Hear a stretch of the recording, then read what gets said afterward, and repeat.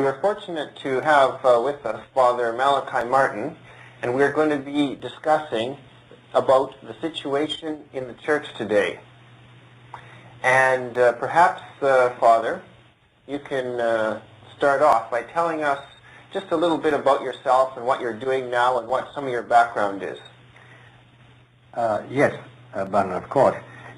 I was born in Ireland 68 years ago.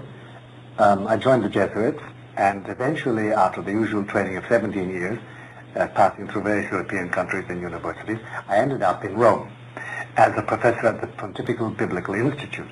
I was trained as a paleographer. Most of our listeners don't know what that is. It's somebody who studies handwriting, and my expertise was in Middle Eastern handwriting about the time of Abraham.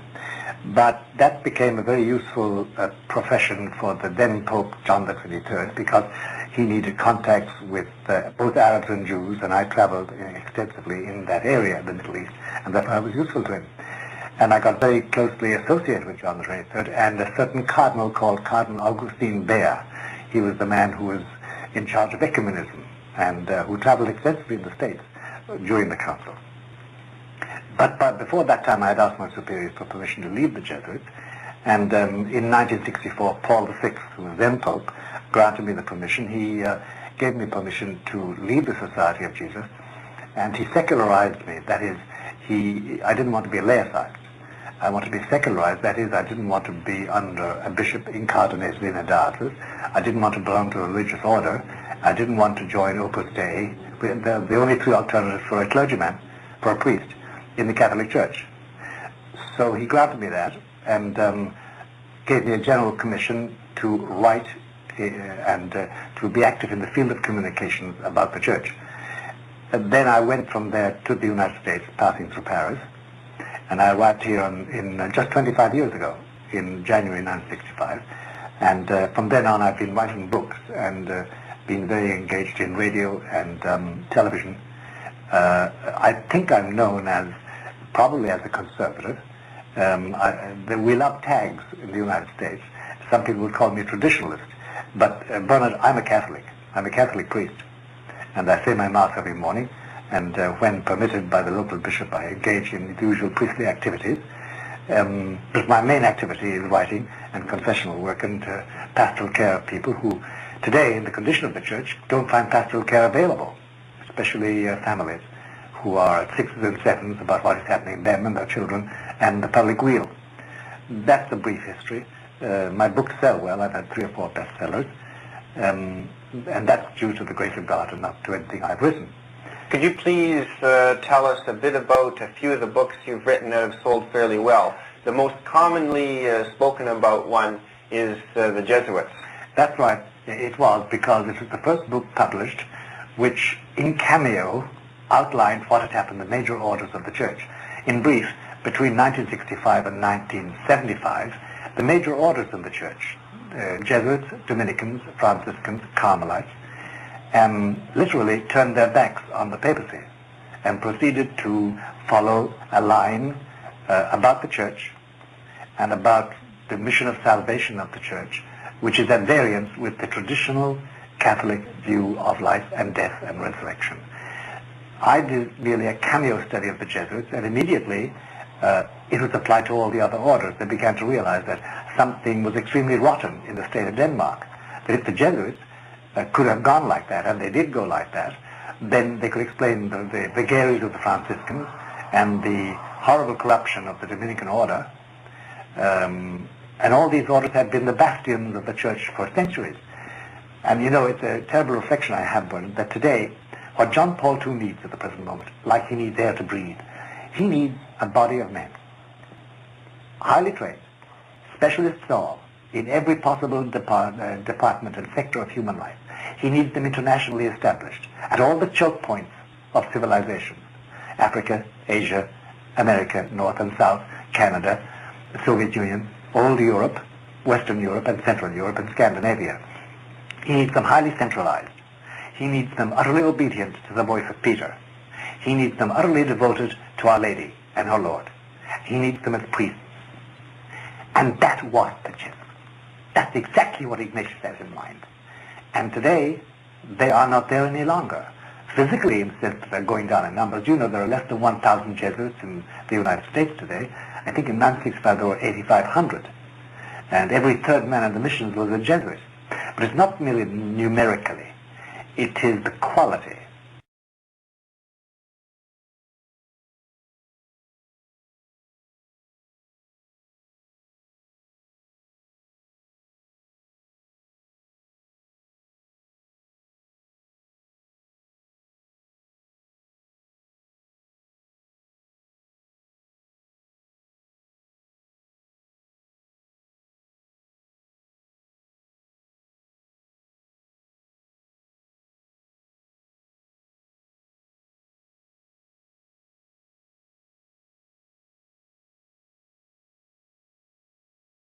They literally have declared a silent war on the papacy.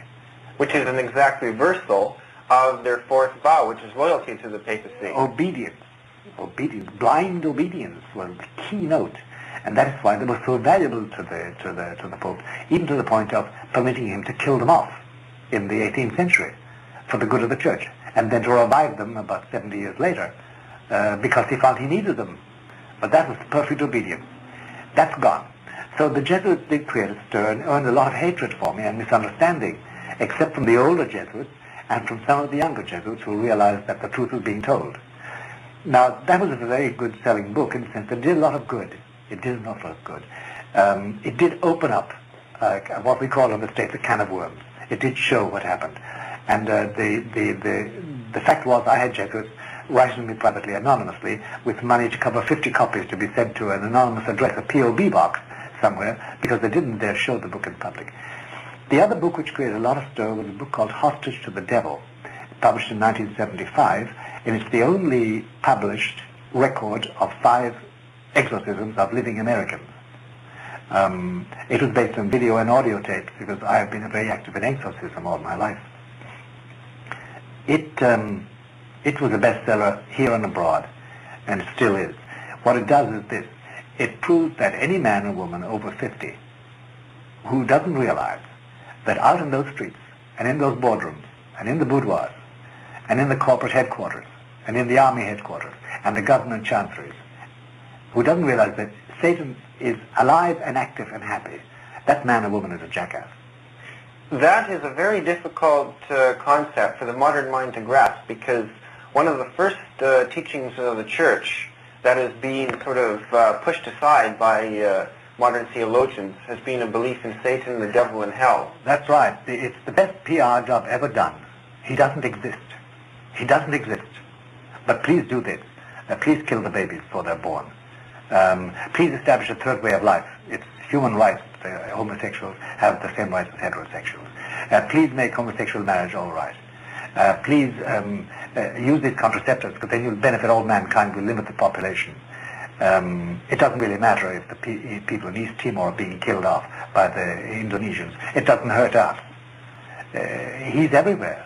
He is everywhere, producing this demand for reason and tolerance and non-fanatic outlook. And every man is his own law, and every conscience is his own guide. This is the best PR going. But the devil, the old figure with horns and a dirty tail and yellow eyes and dirty books under his arm, hiding behind the bushes and saying, "Come over and I'll show you some sin." Oh no, that's myth and superstition. It always was. This is an angelic intelligence, far more potent than any human intelligence could ever be. It's an archangelic intelligence, and it is engaged in a life-to-death battle with one man, who's God, Jesus. We've got ourselves into a state of affairs, I think, both in the world and the Church, where the devil is active and well. And we'll be discussing this situation later on. But to understand how we got there, we have to go back in time to the days of before the Second Vatican Council, when at least everything appeared to be all right in the Church. Among conservative people, there is some debate about, is that period in the Church of the 1950s, let's say before the Second Vatican Council, was it a very positive period, or was it a negative period, or what is a bit of both? What are, let's say, some of your reflections on that period of history, just shortly before the Second Vatican Council? Well, we can take this, Bernard, we can take this from a purely what they call historical point of view today, which is the secularist point of view. And you can say, well, there was this teacher who was a bit wonky in his theology, and there was this movement in the 30s about the liturgy, which the Pope had to suppress. But, you know, if you'll allow me, I think we should get an overview of this, first of all. Well, why don't we do that? The overview was given by the one person, apart from Jesus Christ, who could give it to us, and that was the Blessed Virgin Mary. She did appear 6 times in 1917. And the last time was October 13, 1917, to 3 children and to 75,000 people. There was a miracle, the miracle of Fatima, at noontime at Fatima in Portugal. Fatima is a small little hamlet, 75 miles from Lisbon, the capital of Portugal. Let's not delay for the moment. We can go back to it later on, the miracle of the sun, because it's the paramount miracle of the 20th century, perhaps of 5 centuries. But she did convey 3 secrets to those children and told them not to publish them yet, but to convey them to the local bishop. And one of those secrets has become the famous 3rd secret. Now that 3rd secret was conveyed or written on one sheet of paper to the Pope finally in the 1950s, about 1954 to 1957. The dates are always discussed by people. We know now the general lines of that secret. In fact, we know details. But the one outstanding thing was, Our Lady said that the Pope of 1960 had to open the envelope and read this secret and then do what she said. And the secret apparently, on the authority of the Pope, on the authority of Cardinal Ratzinger, on the authority of many people, said the following. It was an either-or. It was an ultimatum. The world is gone so far, by this time, the secret said, that unless Russia is converted by being consecrated to my Immaculate Heart, then faith will disappear from nations and continents. Cardinals and bishops and priests will fall like leaves into hell. In other words, it was an either-or. But if the Pope, in union with the bishops of the Church, in 1960, consecrates Russia, just Russia, the Soviet Union, the USSR, to my Immaculate Heart, then Russia will be converted and faith will be restored. Well, the sad aftermath of this is this, that Pope John the 23rd, whom I knew, did open the secret. And he opened it privately, first of all, in Castel Gandolfo in August 1959. And then in 1960 he opened it in the presence of several cardinals. Cardinal Bear was there, my cardinal, and with 2 Portuguese interpreters. And reading it and finding out that he was supposed to publicly, in union with all the bishops, and they were gathering into Rome, by the way, 2 years later, he was supposed to consecrate Russia to the Immaculate Heart of Mary and declare it to be a source of evil, but would be converted. He decided that Nikita Khrushchev, who was the strong man in Russia at that time, would take this as an act of war. Now, do you know, you may not know, that under Nikita Khrushchev, between 1958 and 1963, the most virulent anti-religious persecution took place in the Soviet Union. It's interesting. I do have family in Russia.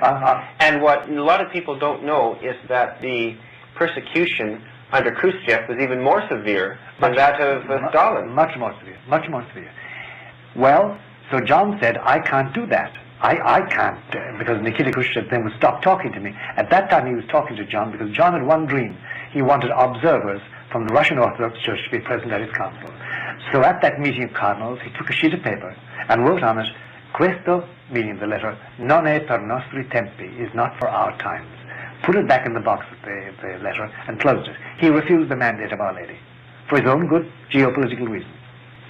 I think it was short-sighted, and above all, I think he disobeyed Our Lady.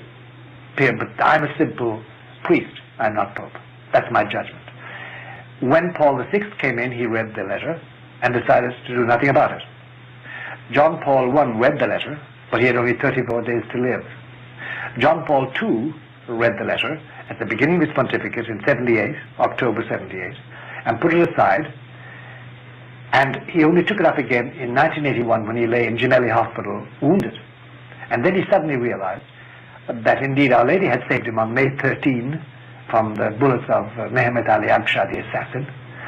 And he sent again for the letter and all the documents, and Lucia, Sister Lucia, is writing. She's the only surviving child. And then he sent a message over to the Bishop of Leiria and to Lucia asking their advice about one point. And then in 1984, he consecrated the entire world. Which is not what Our Lady asked for. Nope. He made a special mention of Russia, saying the peoples, meaning the Russians, who still await their special consecration. In other words, the consecration hasn't been done. The point I'm making to you, Bernard, is that Our Lady's either-or is in action. She said, unless this is done, unless it's made public to all nations and all governments, all peoples, then faith will disappear from nations and continents. There will be huge catastrophes. Many people will die. But in the end, my Immaculate Heart will save people. So, if you want an overview of what's happened, take it like this. How come, or take an image, I think it was in 1966, suddenly all electric power disappeared from the northeast corner of the United States. The reservoir, filled with juice, as we say in the United States, suddenly was emptied. Nobody has as yet explained how it all disappeared like that. Similarly, if you look at the church, between 1965 and 1975, suddenly Catholicity disappeared. Suddenly. Priests left, nuns left, suddenly bizarre ceremonies took place, suddenly every practice like devotion to the Sacred Heart, to the Immaculate Heart of Mary, confraternities, sodalities, St. Vincent de Paul work, pilgrimages, benedictions of the Blessed Sacrament, the habit of visiting the Blessed Sacrament, children's first Holy Communion, marriage, abortion, contraception, homosexuality, everything was turned upside down. Suddenly, the reservoir of Catholicism suddenly was sucked out, disappeared. And the only theological way you can look at that, theology, not historical, in the secular sense, is that God withdrew grace. God withdrew grace, sanctifying grace, without which you can't be Catholic. That's the overall view of what happened. And that's why Pope John Paul II in Fulda in 1980, when confronted with very fervent German Catholics, they said, Holy Father, why don't you renew the church? He said, I can't. Renewal is impossible until Our Lady comes. He was quoting the echo of that letter. And then he put his hand in his pocket and pulled out his rosary and said, that's your only weapon, the rosary. Pray, pray, and do nothing else but pray. So his mind from the very beginning was made up. I cannot renew my church. It can't be renewed because renewal is only possible through grace. You can't do it by organization. You can't do it by any human means. That is his attitude, and that's the explanation of it. Now, on the other hand, if you descend into details, you will find that, for instance, the big surrender on the part of the church. By the way, Bernard, when I say the church, I'm always talking about churchmen. There are two things to be distinguished.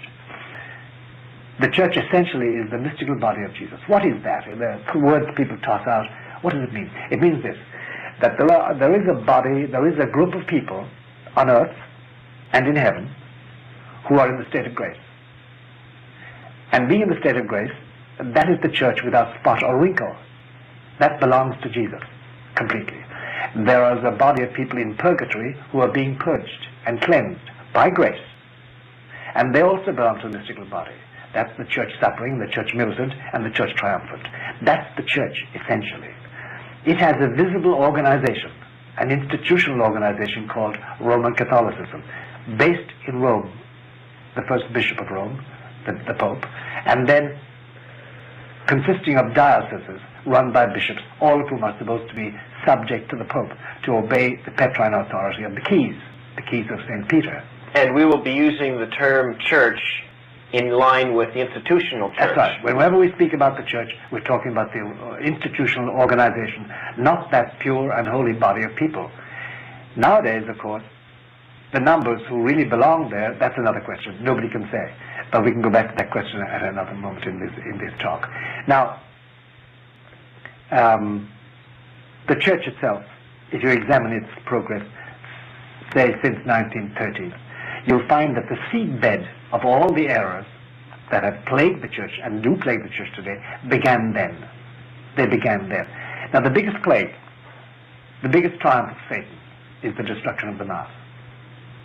Because without the Mass, without valid priests saying valid Masses, being ordained validly by validly ordained consecrated bishops, we have no Mass, we have no Blessed Sacrament, the presence of Jesus is wiped out. Let's go back here now to the reign of Pius XII. Yes. He put out an encyclical called Mediator Dei. 1946. Yes. So this liturgical movement must have been active long before the Novus Ordo Mass was introduced. In the 1930s, it was. And in that Mediator Dei, as you've known, but let's remind our listeners, he actually says, and there are some people who want to take away the tabernacle from the altar. He listed all the They want to take away black vestments. That's right. That's right. They want the place to face the people. But why did he do that? Because in Belgium and France and Germany of the 30s, there was a movement, a liturgical movement, mainly started by Benedictines, but also supported by the Jesuits, which proposed all these things, proposed people masses. And when it came to the Vatican Council itself, as you know, the last vote in the Council in 1965 concerned the Mass. And the bishops were absolutely categorical. They said, do not wipe out the Latin, keep the Latin Mass, but translate the popular part, meaning the Credo, the Gloria, the prayer before Mass, the Introibo Mass, prayers as we call them, and the communion prayers at the end. Put those in the popular language. But the canon stands. This was the Council. And I remember that a bishop who had visited Paul VI just after the end of the Council in December 1965 came in to me here in New York and said, you know, Malachi, the most extraordinary thing happened to me. I was speaking with the Pope, His Holiness, 2 days ago. And I congratulated him on the vote in the Council. And he said, don't speak to me about the vote. Don't congratulate me. There are already 18 new canons in vogue in France. They've gone haywire. They've already translated into vernacular. And the thing is not valid anymore. And I had no control over it. So what happened? Well, there was a character called Bugnini, Annibale Bugnini, who was a Freemason, member of the Lodge, who set as his goal to create a new ceremony in the Catholic Church. He has this in his articles published in the Italian Revista, which could be accepted by anybody, Catholic or non-Catholic or non-Christian.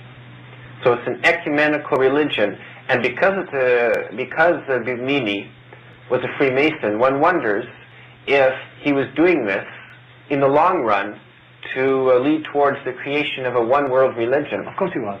Of course he was. The difficulty is that he wasn't alone. He had powerful friends. And by the way, just as a footnote, you know that the official canon of the Mass now, the new Mass, the Novus Ordo, was composed by 6 Protestant clergymen and 2 Catholic clergymen. I mean, how bastardized can you become? No matter how pious and good these men were, they're not Catholics. They didn't know the Catholic tradition. But anyway, let's go on. What we have to acknowledge too is that there was a very carefully laid out integrated plan to make sure that no statement of the Vatican Council, if possible, couldn't be ambivalent. And I remember Cardinal Bea coming to see me once in my room in Rome, and this was 1962, sweating. And the Council had just begun. It was November 1962. And I asked him why he was disturbed. He said, because I've just heard an awful remark by Hans Küng. He was talking to, and he named an American theologian, who is now a bishop, who shall remain unnamed. And he said, Küng, in answer to a question by this man, I didn't hear the question, said, oh, no. This time we're not going to leave. We're not going to have another Reformation. We're staying inside this time. Which gives an eye-opener on what the plan was. And the plan was simply to make sure that the traditional Romanist Catholic traits of the Church would be wiped out. The result is that if you examine all the documents of the Vatican Council, there are 15 main ones, you'll find that except for something like the Mass, what it says about the Mass, the old Mass, the Roman Mass, as I always call it. I refuse the name Tridentine even, because Trent did not invent this Mass. It was the old Roman Mass celebrated by Pope Damasus in the 5th century. The idea was to make sure that no statement of the council would stand that could not be interpreted ambivalently. For instance, nuns must modernize their dress. It's quite clear from the discussions in the council at that time, they meant, well, get rid of things which are really a hindrance, say, in a subway, or a hindrance simply are out of place. They certainly didn't mean nuns to walk around with pearl necklaces and lipstick and powder and hot pants and hot dresses, and to sit in cocktails in large hotels having their annual conventions. They meant nuns to have a garb, a religious garb, a sign of their devotion to the spouse they had married by their vows. What seems to have happened is a complete revolution, because for a nun to go from heavily garbed into lipstick and watching television and miniskirts, it's a total turnaround. It was destruction. It was destruction. Not only that, but there were a whole, as you know, in California, it was a whole set of schools. Simply, all the nuns simply left the order, left the church. But that was carefully done in the Vatican Council. Everything was left ambivalently. And the main thing that was left ambivalent was religious liberty and the idea of communism. As you know, 500 fathers asked Paul VI to allow them to condemn communism. They were forbidden. That was one of the agreements that John's Raythird made with Nikita Khrushchev. That was one of the things that haunts us today. Let's talk about this Rome-Moscow agreement. What is this Rome-Moscow agreement? Well, the Rome-Moscow agreement is very simple.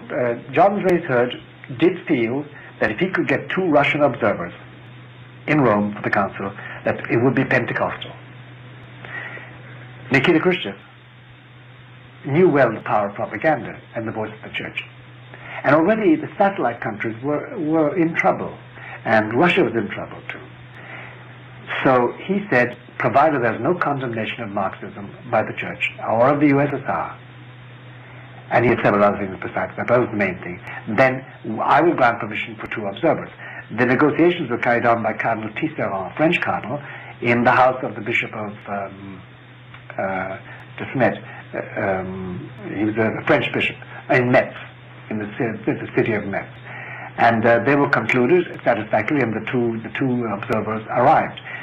The Rome-Moscow agreement therefore meant that there was an unofficial line between the Vatican and the Kremlin from then on. That had been established, by the way, during the war by a man called Monsignore Giovanni Battista Montini, behind Pius XII's back. And Pius XII was utterly enraged when he found it. It was one of the reasons why finally he expelled Montini and made him Archbishop of Milano. And then from later on, after his death, he became, as you know, Paul VI. And another man who was very active at that time in the Vatican State Department was Agostino Casaroli. We know a lot about him. Yes. He's the Secretary of State. And he gathered around him an entire band of people who are very anti-American, very anti-Anglo-Saxon. And it's not that they want to become communists. They just believe that the pie can be carved up differently. And they never got very far until John Paul II came in with his personal charisma and made it possible for us to have this interview with Gorbachev. But that's a completely different question, what is happening now under John Paul II. The trend in the Vatican was to allow the Marxist idea to pervade Christianity, which emerged, as you know, in liberation theology in Latin America, and was never suppressed, even though John Paul II has made more than 3 trips to Latin America to suppress it. And that was the Rome-Moscow Pact, and it's still in vogue. It's still in vogue. And Rome has not gone back on it. Vatican diplomacy is such that once a mistake has been made, it generally tries to live with it. It rarely tries to obliterate the mistake. Rarely does. So it has lived with this all during the reign of Paul VI, and there were contacts. All the bully boys of the satellite nations went to see Paul VI in the 70s, and President Podgorny, Nikolai Podgorny, way back in 1967, I think, came to the Vatican to see him, and Paul VI used to receive this famous man, Metropolitan Nicodim, who was the go-between. He was the Metropolitan Bishop of Leningrad and Ladoga, second highest ranking bishop in the Soviet Union. It was he who negotiated with Tito on this Moscow Pact, and it was he who died in the arms of John Paul I, as you know. Do you think that the Russian Orthodox Church, led by Nicodim, is very much a puppet church? absolutely a puppet church. It's as one Russian said to me, it is deviled. I can't translate the Russian word in any other way. He said, we have been servants of the devil for so long, we have forgotten what we are. And if you want to measure the amount of devilment in the Russian Orthodox Church as an organization, think of the following fact, that nobody can be of any prominence in the Russian Orthodox Church unless he's a member of the KGB. Nikodym himself was a colonel in the KGB. He was tortured 11 times by the KGB. They thought he was turning tail on them, which he finally did. What do Catholics behind the Iron Curtain think about the Rome-Moscow Agreement? First of all, let's be clear on the condition of Catholics behind the Iron Curtain. Contrary to what a lot of people would like to think, the condition of youth and the condition of the church behind the Iron Curtain is almost worse than the condition of the church in the United States and Europe. Almost worse.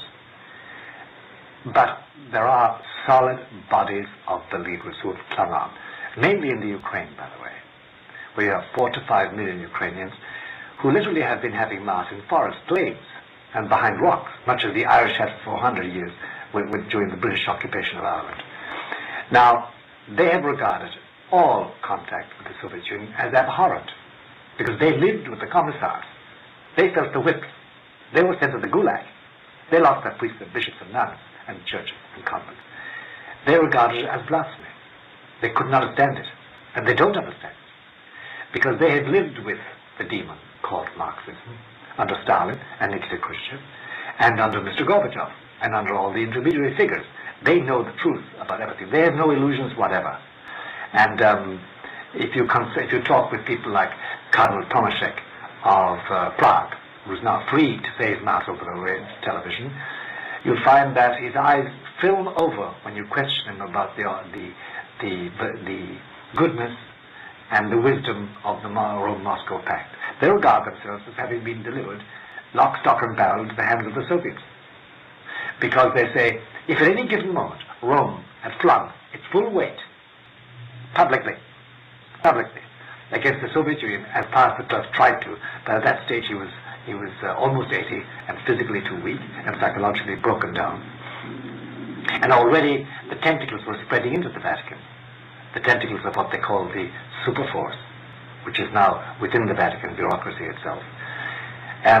If the Church had done that, if the prestige it had coming out after the Second World War, the prestige was huge in America and in Canada and in Latin America. No doubt about it, it could have curbed what Stalin was doing. It could have curbed Nikita Khrushchev. It could have made a difference. We didn't do it. We compromised. One small example, I'll tell you. Paul VI got all the bishops of Vietnam assembled in Saigon and sent over a special emissary, a cardinal whose name begins Pignedoli, to tell them to advocate surrender and peace with North Vietnam. Total surrender. Why did he do that? He did that because he had been influenced by Metropolitan Nikodym, who brought a message from the North Vietnamese through Moscow that the North Vietnamese wanted peace, and they needed 6 months to prepare themselves. This was in 1968. In 1968, the United States had leveled North Vietnam. They had no hope of winning. So Lyndon Johnson was faced with the request from Paul VI that he not bomb any more, that he not do any more war destruction. He wait until spring. And what happened in spring, or February, the Tet Offensive. They had rearmed, and they came back like a lion. And from then on, it was downhill for the United States. But in the meantime, Paul VI got his bishops to vote for peace, against any furtherance of war, any resistance. And that is called compromise. And compromise was the message. Compromise, sacrifice, wait. Which is not the action of a militant church conscious of its own strength. It was compromise. And the result was that Mindszenty, for instance, was hauled out of the legation in Budapest, where he had been for 15 years, promised that nobody would be made cardinal in his lifetime, put in a seminary in Vienna, and immediately they appointed a new man, Lecoy, who was a Marxist. He's dead now, the cardinal. But he was an open Marxist. There was compromise all over the place.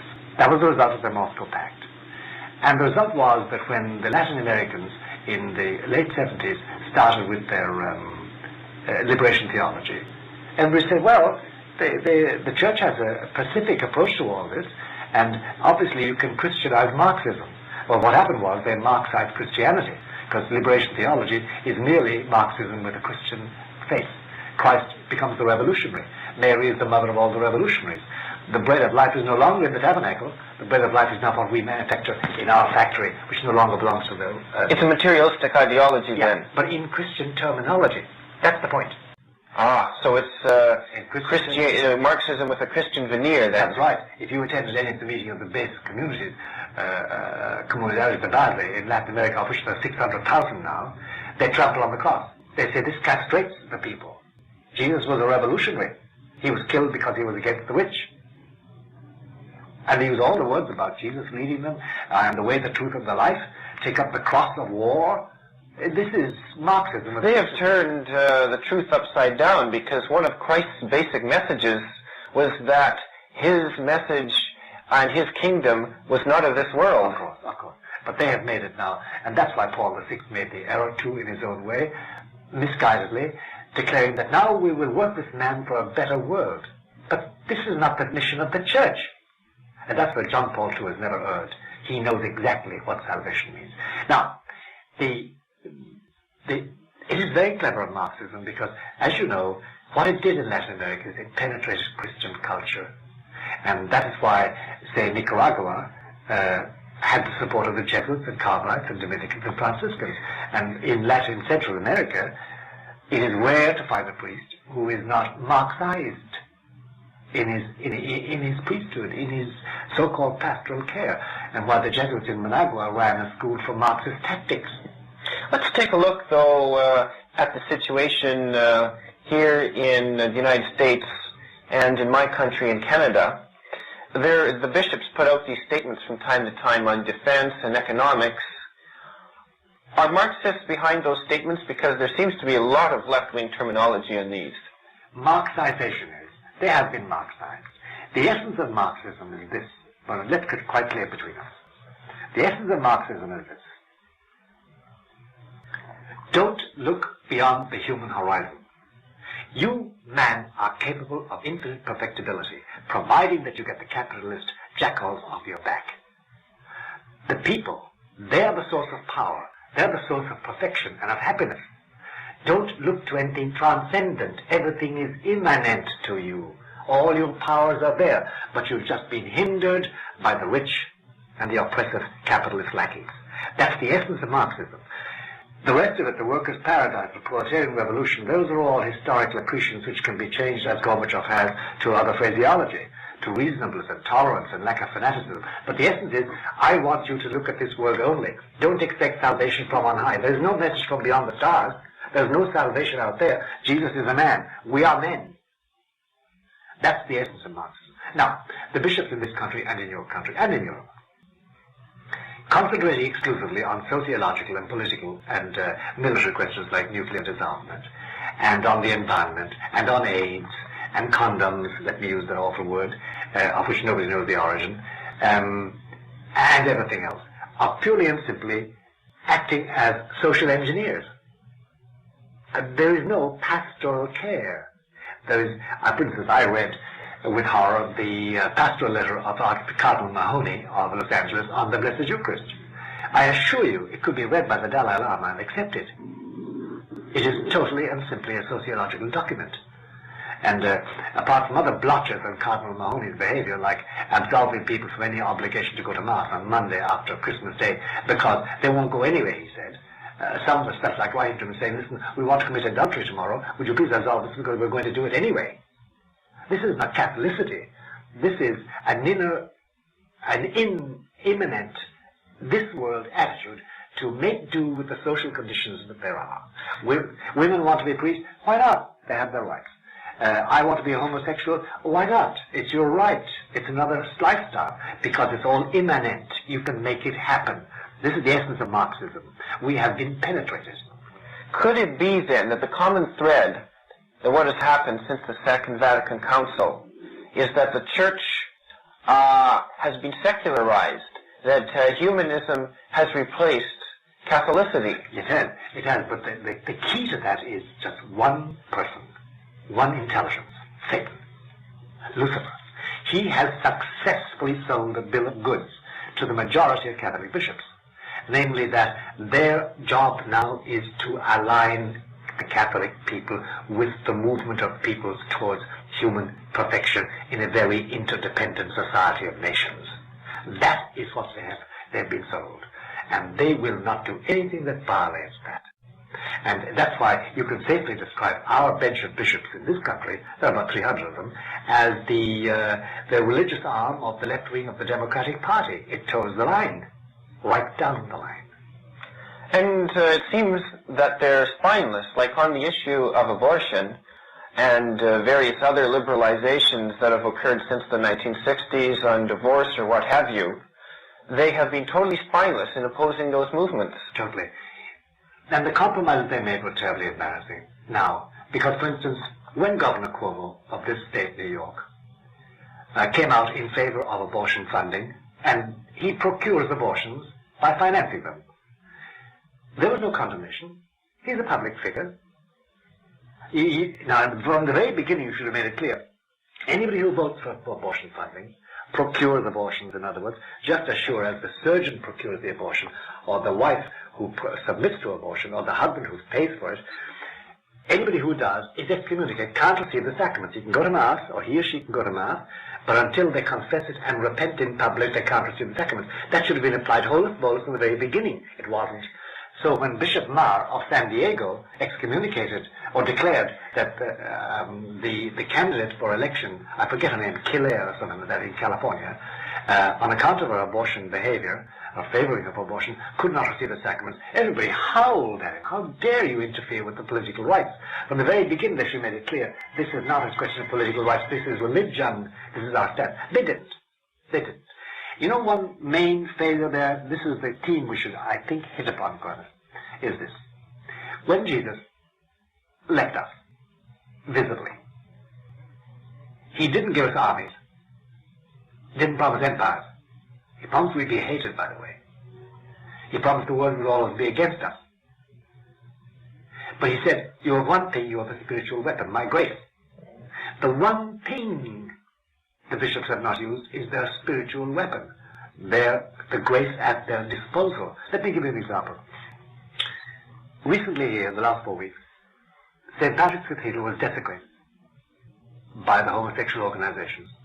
They invaded it, they interrupted the Mass, they broke the host into pieces and threw it on the ground. They were insulting, and they had placards which were blasphemous. Cardinal John O'Connor purified the church canonically. But he never once decided to use the spiritual weapon of consecration to the Immaculate Heart of Mary. What he should have done, what many advised, was that he consecrate the homosexual community of New York to Our Lady of the Immaculate Heart, asking for grace they be converted, because the only power we have is that grace. They haven't used that grace. They have not used that grace. They have not used the spiritual weapon. And therefore the spiritual weapon is lying dormant. And we are at 6s and 7s. We don't know what to think. We're just hurt. And we want to be Americans. And we want to be like everybody else. And we want to be at peace with everybody. Catholics have joined the world, in other words. That's right. That's right. That's the bill of goods that's sold. You've got to be part of it. Otherwise, why be fanatic? You're not American, you're not Canadian, you're not good citizens. You've got to be part of it. That's the bill of goods that's been sold by one archangelic intelligence. Now, when Lucia was speaking with Our Lady in one of her visions, there was a very poignant moment when Our Lady said to her, look, my child, don't be surprised if at a certain moment a certain diabolical disorientation affects the best of minds, a disequilibrium, so that they no longer judge according to the voice of my Son and of Peter. And you know, when you regard the way the bishops have acted, and the way priests act, and the way theologians act, and the way the best sometimes make awful errors, talking out of two sides of their mouth, you realize that there is a disorientation. They no longer know what it is to be Catholic. They no longer know, they no longer have the Catholic instinct. And why it's safe to say that we no longer have a Catholic people. What we have is this, we have one-on-one groups who still hold, who are still Catholic.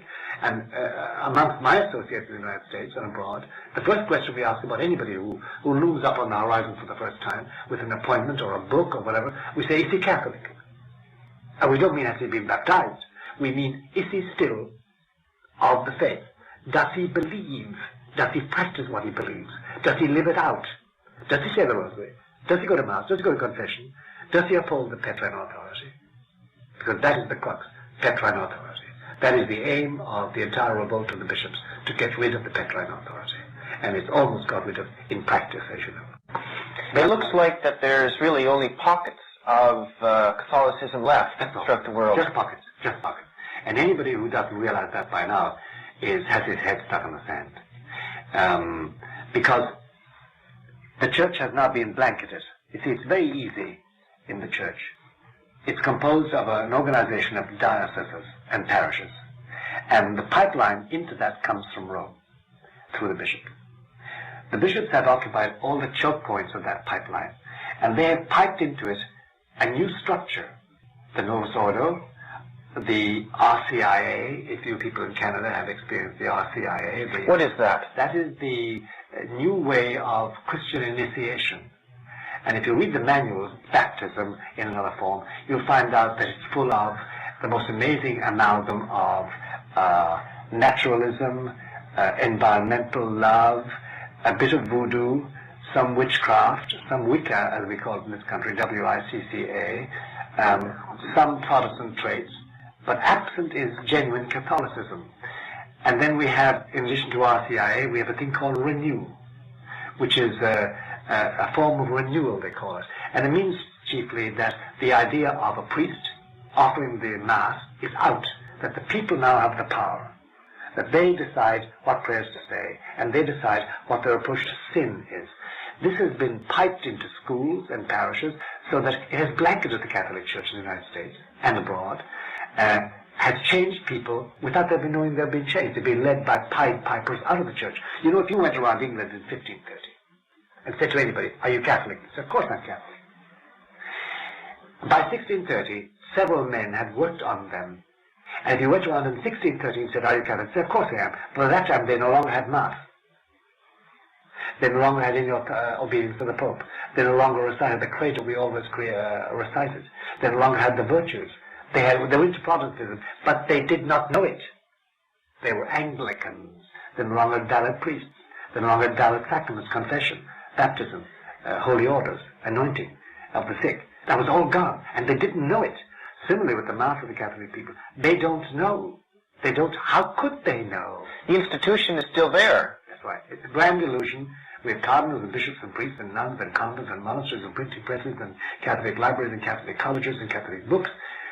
But it's an illusion. So it's a facade. It's a facade, behind which there is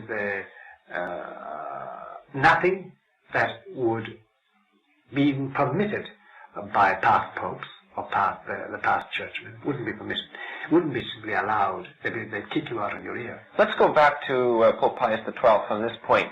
Did he foresee that something like this was going to happen? Yes, that's why he refused to have a general council. He refused anything like that, and why he was insistent on two or three things. No truck with Marxism. No even talking with Marxism. Utter separation and waiting and blocking them. And why he tried to set up an underground church in Russia itself. And he had 5 bishops and 7 apostolic administrators in Stalin's Russia until they were betrayed. A man came down once, said he was a Russian Orthodox, entered a Roman seminary, was trained, was ordained, and went back to Russia. He was a Russian spy, with all the names. And overnight, everything disappeared. They were all taken and killed.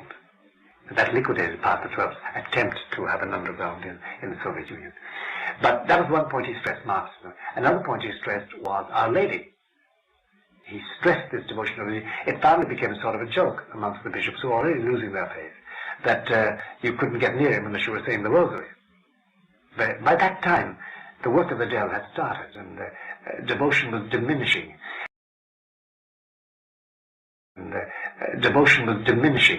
Besides that, then, it became very, very, voguish in Europe and the United States for the religious orders to send their men to secular universities. The plea was, if they go to secular universities, they will know what the other side are saying, as if you couldn't read it in their books and listen to it in their lectures. The result was they turned out a generation, my generation, of thinkers, theologians, bishops later, cardinals later, who had absorbed secularist ideas, and who had all their friends and careers and honorableness linked with a world which was totally anti-Catholic. And that was part of the seeding for Vatican II. Now, that was the first thing those two things that Pius XII hit. The third thing he hit very hard, but always just touching it because he hadn't read the third secret, was the coming destruction of the church and of civilization. It's a note you find in creeping into his public sermons and addresses, and in some of his letters, because he had got communications from Lucia, Sister Lucia, the surviving child of Fatima, and from others about what Our Lady had said was going to happen. But by the time he got to that, his main work was done. His main work was during the war. That was his main work, to resist Nazism, to resist Mussolini, and to tide the church over that period. That was, I think, what Providence called him for. After that, and then he did manage to keep Italy out of communism by organizing the Democristiani, the Democratic Party in Italy. By 1950, when he defined the Assumption of Our Lady, which was one of his big acts, he was already in bad health. And from then on, he slid down a very slippery slope of very bad health. And finally, he succumbed in 1958. October, I think it was, 1958. Let's take a look at John the 23rd. Was he a liberal, or was he simply naive?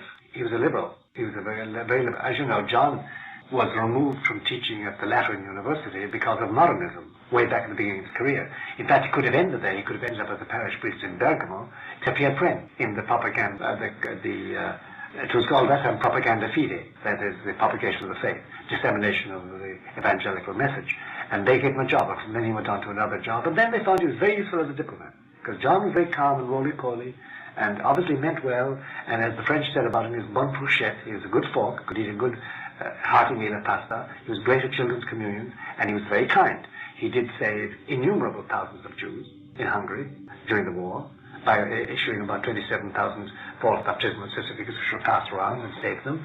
And in Bulgaria, the same thing. As you know, the Jews in Bulgaria, there were more Jews in Bulgaria at the end of the war than there were at the beginning, because of the activity of both the king of Bulgaria at that time and the archbishop, and Roncalli. And then he was very useful in Paris after the war with de Gaulle, because de Gaulle couldn't dislike this man.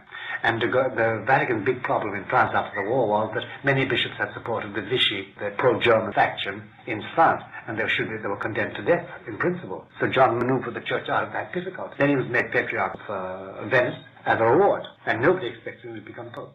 But in 1958, he was the only man they could light upon, because the cardinals were in disarray about what to do about the church at that time. Yes, he was a liberal. And in addition to that, he was theologically ignorant, extremely ignorant. He had the garden of the soul variety of devotionalism. If you read his Diary of the Soul, it's very simple, simplistic almost. He was wily, as a peasant is. He came from peasants who had been fighting with the elements and land and animals for hundreds of years. He was monoglot, really. He spoke French, but he was Italian and monoglot. He spoke one language. And above all, he had an illusion that if he managed to get as many different people as possible, Catholics, Protestants, Jews, Muslims, communists, Hindus, Buddhists, into his Vatican Council, there would be a new Pentecost. The Holy Ghost would actually enlighten everybody with a new flaming deluge of tongues, and the world would be one again in love and faith in Christ. So he was chasing an illusion. Absolutely, chasing an illusion. Then he was also, he also had another view completely of Europe and Marxism. He was capable of the poor, and therefore he did think the imbalance between poor and rich should be corrected. That, of course, was taken by his Marxist collaborators as a way of pushing him towards a compromise with Nikita Khrushchev. No, John was a liberal, and unfortunately his piety was not sufficient to give him perception. He did go to Fatima, by the way, as a cardinal, and he did want to be known as the Pope of Fatima, and he did institute a feast day of Our Lady of Fatima. But when it came to the Fatima revelations and the mandate of Our Lady, because it directly, head-to-head on, went against his Ostpolitik, his policy of reconciliation with the Soviet Union, he would have none of it. And therefore he said, this is not for our time. And the question one would have loved to have asked him is, why didn't Our Lady tell us that? If she says, in 1960 the Pope must open this and publicize it to all the nations of the world, nobody wouldn't dare ask him that. Before John the 23rd died, did he realize that something was starting to go wrong? Yes, he did. Insofar as his carcinoma allowed him, because from March on, John was in a very bad condition, March 1963. He died on June 3, and in a horrible agony of hours of horrible pain. But he used to say at the end, it's no longer non è il mio concilio, this is no longer my council. After the first session, he knew that the anti-force had taken over. Because, as you know, in his preparation for the council, he had a preparatory commission, and they prepared what they called schemata, that is, documents, which would be discussed by the bishops in council. They'd modify it, change it, adapt it to their individual needs and the needs of the Church Universal, and then stamp it with their signature. Archbishop Lefebvre was on this council, wasn't he? He was. Archbishop Lefebvre was. What happened was, in the first session, they simply said, we don't want these documents. We've got to have new documents. And the new documents were exactly tailored to that blessed ambivalence they wanted. And from then on, he knew the council was going down. Physically, then, you see, the carcinoma was eating away at his vitals, and he was already over 80. And he simply physically hadn't the strength. And apparently, he hadn't got the grace, or Christ didn't want him to do anything. Because over all this burnout, over all this mess, this disintegration of the Catholic Church in its institutional organization, and the infidelity of priests and nuns and cardinals and bishops, and the connivance, say, amongst European cardinals against John Paul II, and amongst American cardinals against John Paul II at the present moment. Overall, you must say to yourself, this has been permitted by Christ. He is, after all powerful. He could change all hearts. He hasn't. He has allowed it go like that. So this is permitted by Christ, not willed. It's something you must reflect on. We must all reflect on that he has allowed it. He has allowed this victory of Satan, because it is a victory, a marvelous victory. It's a terrible victory for us, but for him it's a superb victory. He has successfully infiltrated the church in its highest levels, right up to the throne of Peter. So we must say that about John 23rd, that he wasn't given the grace to see what the errors he made. And Paul VI wasn't given the errors to correct his weakness. He was a great pope in other ways, but he could not correct them. Why? He didn't get the grace. That's the most charitable thing we can say. Let God judge him. As you know, poor Paul VI went around Castel Gandolfo in his last days, shuffling, because he had terribly swollen legs with phlebitis, besides his lungs were giving out. And all they could hear him say, when he didn't think anybody was with him, were, breathe the conversation, little stretches from the credo. Credo in unum Deum, credo in ecclesiam catholica, credo in unum Deum, credo in Christum Dominum, as if to assure himself on the verge of eternity, and that it all held still intact. He seemed to be somewhat helpless as a pope. Totally helpless. He was already coddled and swaddled in the folds of the superforce installed in the Vatican, and he could do nothing about it, just as John Paul II can't. The only thing is that John Paul II, coming from a distant land, being a fighter, having his own geopolitical point of view, has decided on an end game. He's going to double right around it, he says, and thinks and plans. He's not Paul VI, he's not Italian, and he's not John 23rd, he has no illusions. This man has no illusions at all. What is his game plan? Or what was his game plan when he came to office in 1978? Geopolitical. That is, he accepted the fact there was no possibility of renewal. No way he could scour out the church. No way he could reform the cardinals. No way he could clean out the Vatican bureaucracy. No way he could change the mass of the clergy in Latin America. No way he could save the Jesuits. He tried to suppress them. That was his intent originally, in removing the general of the Jesuits. And finally, he stopped even there. There was no point in any further attempt. But he did believe and does believe and holds firmly that he is the watchman on the wall waiting for Our Lady to come in the skies. It sounds fantastic. That is his belief. That will happen in his lifetime, and soon, not late. And we're now in the banner years of that. You know, a lot of people didn't understand, or didn't even take time to understand him in 1987. He established the Marian year. No, 1988, established the Marian year. He began in the middle of June and ended in August. And nobody understood why should have a Marian year, which was longer, 13 months, and which apparently went nowhere. He was preparing for Gorbachev and the present shake-up of the entire structure of the world, the Society of Nations. But that's another question. And this is a topic which we will take up in our final tape on Inside the Vatican.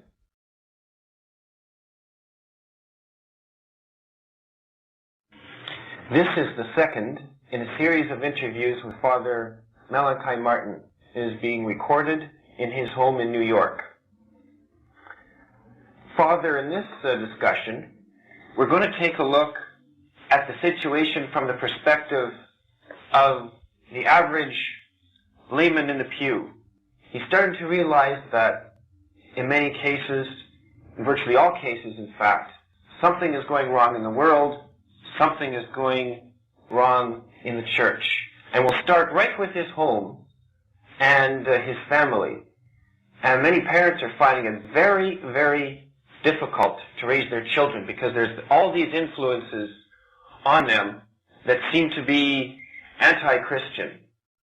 Could you maybe comment on the difficulties that a family has in raising its children, and what are the sources of these difficulties? Yes, it's worth talking about that, Bernard, because the mass of Catholics are laymen and laywomen with children and jobs and homes, and they live in certain areas, and they have to cope with the situation in their areas.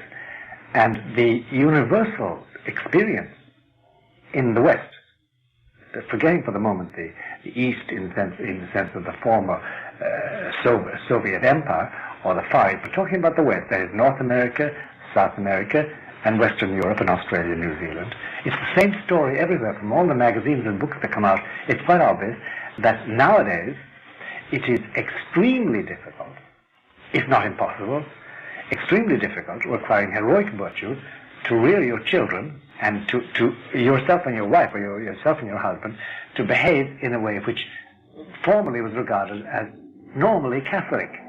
What has happened, and why is it so difficult? And is it going to change? And are you simply out of step? Should you be in step with the general march and stop worrying about things?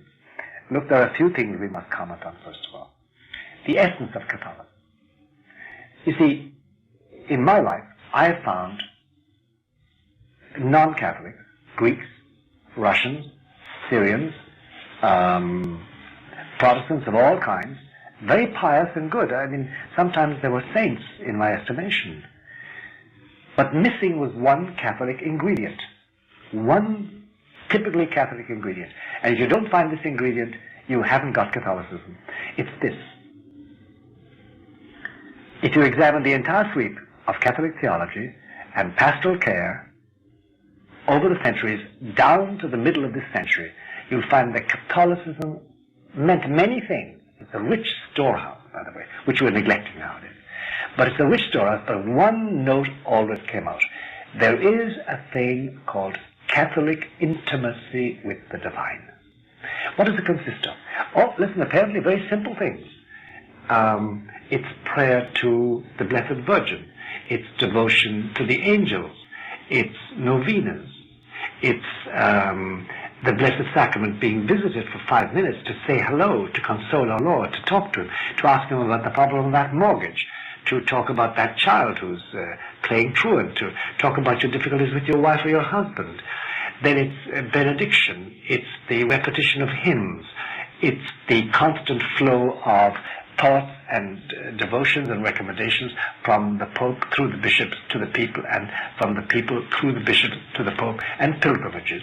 And it is this network of intimacy with all things belonging to heaven, because Catholicism set out to establish on earth a replica of what heaven is, so that you can have the food of angels every day, and you can assist at the supreme sacrifice of Jesus, and you can embrace his wounds every day in Holy Communion, and you can talk to Our Lady and get her help, and your boys can grow in the image of Christ, and your girls can grow in the image of Our Lady. And then there would be special people set aside, devoted to him, like priests and nuns and religious orders. And then there would be the occasional special event like a pilgrimage or a special mission. But it all centered on this uniquely Catholic trait of intimacy with the divine. We were allowed to have our conversation with heaven. As St. Paul says, our conversation is with heaven on this earth. Now, what normal people have found is that suddenly that is cut off. Suddenly they are expected to dialogue with each other. Suddenly they're expected to regard the priest as somebody the same as them. Suddenly they're supposed to treat Jesus in the Blessed Sacrament as something very separate from their lives.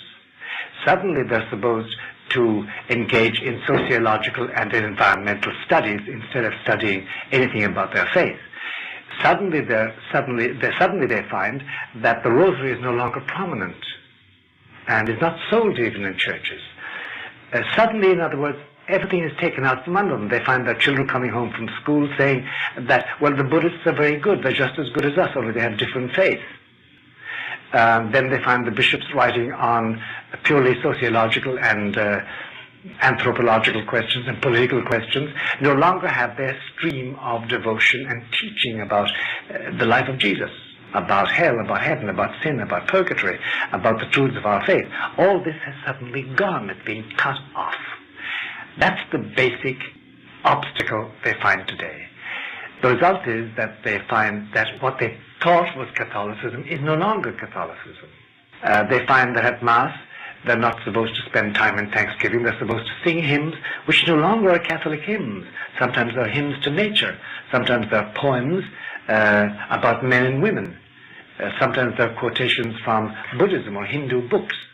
And then they find that at Mass itself, there's no longer the devotion centralized on the altar. It is centralized on somebody dressed in leotards doing a dance. Or it's centralized in peculiar banners and in new forms of expression, even drawn from natural, say, events like storms and seas. They no longer have a spiritual vocabulary. Everything has changed suddenly. What did happen? What produced this? Well, if you see ever an overall phenomenon affecting millions of people, and there are millions of people in the two Americas and in Europe, and it is all stamped in one way and comes at you suddenly, comes at them all, you can be sure that it didn't happen by chance. In other words, we know now that this has been a concerted plan being put in action by an organized body of men. The difficulty is that since it is so universal, we know that it started at the top. It didn't start in one diocese. It didn't start in one country. It started in Rome. Because the church is so arranged that the pipeline from Rome flows into all dioceses. And we can track now through the various pontifical organizations and through the communications in those pontifical organizations, we can track the instructions and the directives given, so that overall in the church, in the West, in Europe, in the Americas, in Australia, and New Zealand, this message would go out loud and clear. This is the way you do it. This is how you conform. And it's a terrible situation because it has affected people in Rome. For instance, John Paul II did issue an indult called Ecclesia Dei, which says that we must, after all, take care of the sensibilities of people who want the old way of doing things. And therefore, we must have some measures that will take care of their wishes. Cardinal Meyer, who is in charge of this, recently has made it quite clear that this means that he will restore the Mass in certain places and he won't restore it in other places. And when asked about it, he said, well, that's the meaning of the indult, that the bishops can do what they like. And this is a twisted view of what the Ecclesia Dei indult originally meant. It means that Cardinal Meyer is no longer free. It means that in Rome there is this super force that they cannot dislodge at their peril. And that has a hold of the teaching church. Recently, when the Pope appointed conservative bishops in Europe, 173 theologians signed a document, Germans and Belgians and French, saying the Pope had overstepped his authority. And nobody has said they hadn't been condemned. In 1984, when John Paul II wanted to make the Tridentine Mass, if you want to call it that, a rite on equal parity with the Novus Ordo, 4 cardinals flew to Rome. Basil Hume of Westminster, who is no longer Catholic in my estimation, that's my own personal opinion, Cardinal Lustiger of Paris, and 2 more flew to Rome and browbeat him into saying, you cannot sign this document. He didn't sign the document. There seems to be a network which frustrates people like Cardinal Meyer, who are, let's say, trying to implement traditional forms of Catholicism. That's right. There is a network which frustrates them. And the fact that they cannot do anything about it means it's powerful, means it has all the levers of power in its hand. And therefore that This is one of the reasons why John Paul II knows all renewal is impossible. He cannot do anything about it. He had to excommunicate Archbishop Lefebvre, instead of going himself to Econ and performing the ordinations, which was his original wish. He couldn't do that. He wouldn't be able to get back to Rome, probably. Because here's the essence of that organization, Bernard, and it's frightening. There is a large body of highly placed clergy, beginning with cardinals and going down as low as Monsignore and then into priests, who have one aim in life, and that is to make sure that any exercise of Petrine authority obsolesces and falls into desuetude. And de facto, they have brought church administration to the point that the Pope no longer exercises papal authority, except in a rare case when it's useful to them, the excommunication of Lefebvre. But otherwise, he doesn't exercise it. You see, there are two ways of my getting rid of you. You are with me in the company and you have a job. And I don't like you. I want to eliminate Bernard Janzen. Well, I can try to get you killed. I can try and get your job suppressed and you fired. Or I can arrange it so that your job becomes otiose, becomes pointless. You shuffle papers. You have no influence on company policy. You have nothing to do with the sales of our goods. You have nothing to do with the financial aggrandizement of the company. You sit in your office. You are useless. You have obsolesced. You're in desuetude. Your job is a cynosure. It means nothing. That is the aim of the present superforce, to make sure that the Petrine exercise of those keys ceases, and therefore that it will be more or less like the ostrich feather fans they used to wave around the Pope when he was on the sedia gestatoria being carried in public. They're just relics of the past. Oh yes, we used to do that, but we don't do it any longer. In other words, their goal is to make the Pope somewhat like the Queen of England, just a symbol. Yes, but the ultimate aim is destroy Petrine authority, destroy the unity of the Church around Peter, and that's the destruction of the Roman Church. That's the aim. And if you examine carefully the behavior of a thing like the Bernardine machine, as we call it in the United States, it's Cardinal Bernardine of Chicago who runs the bishops, the USCC and the NCCP, you'll find that it's always an endeavor to say, well, we Americans think this, we can't adopt the Roman point of view. And the French do the same, and the Spaniards are doing the same, and the Germans and the Belgians, and the Latin Americans are trying, some of them are trying to do the same thing. It's an effort to make sure the Pope does not exercise authority, because once he ceases to exercise it for an amount of time, it obsolesces. He doesn't do that. He has overstepped his authority, as the 173 signers of the Cologne Declaration said. You have no right to do this. You're Bishop of Rome. You administer that. Leave us alone. We can manage our own church in Germany, our own church in America, the Americanist church. That's the aim of it. Let's take a look at what happened after the appointment of this East German bishop. After there was that protest, the next bishop to be appointed was Casper to the Diocese of Stuttgart. Walter Casper has written several books. He's a prominent theologian. He's been in the Synod, the Roman Synod, several times. And from his books, it is extremely clear that Walter Casper no longer holds with the Magi coming to see Jesus, no longer holds with the Ascension. In fact, several truths of the faith that we've always believed that belong to Catholic intimacy with the divine no longer hold for Walter Casper. Why make him a bishop? Well, I suppose you could ask the same question about Bishop Lehmann, who in his book seems to lean in favor of the fact that St. Joseph was the natural father of Jesus. How can these men become bishops? Because the superpower is in charge. How does that work? It works like this. If you think, or if anybody thinks the Pope decides to make Bernard Janzen Bishop of Strasbourg and writes a letter to Bernard saying, "You now Bishop of Strasbourg, come and be all consecrated by me," then you have another thing coming. That is to pass through the bureaucracy-sodden and laden mechanisms of the Vatican, which is peopled with the superforce. All with their instructions, all with their anti-papal mentality, all with their point of view, ready to scotch things, ready to guide things, to push things at the bottom of the pile, to refuse an appointment, to make it impossible to do it. Bureaucratically, he cannot just sign a document. There are 5 or 6 signatures that go with it.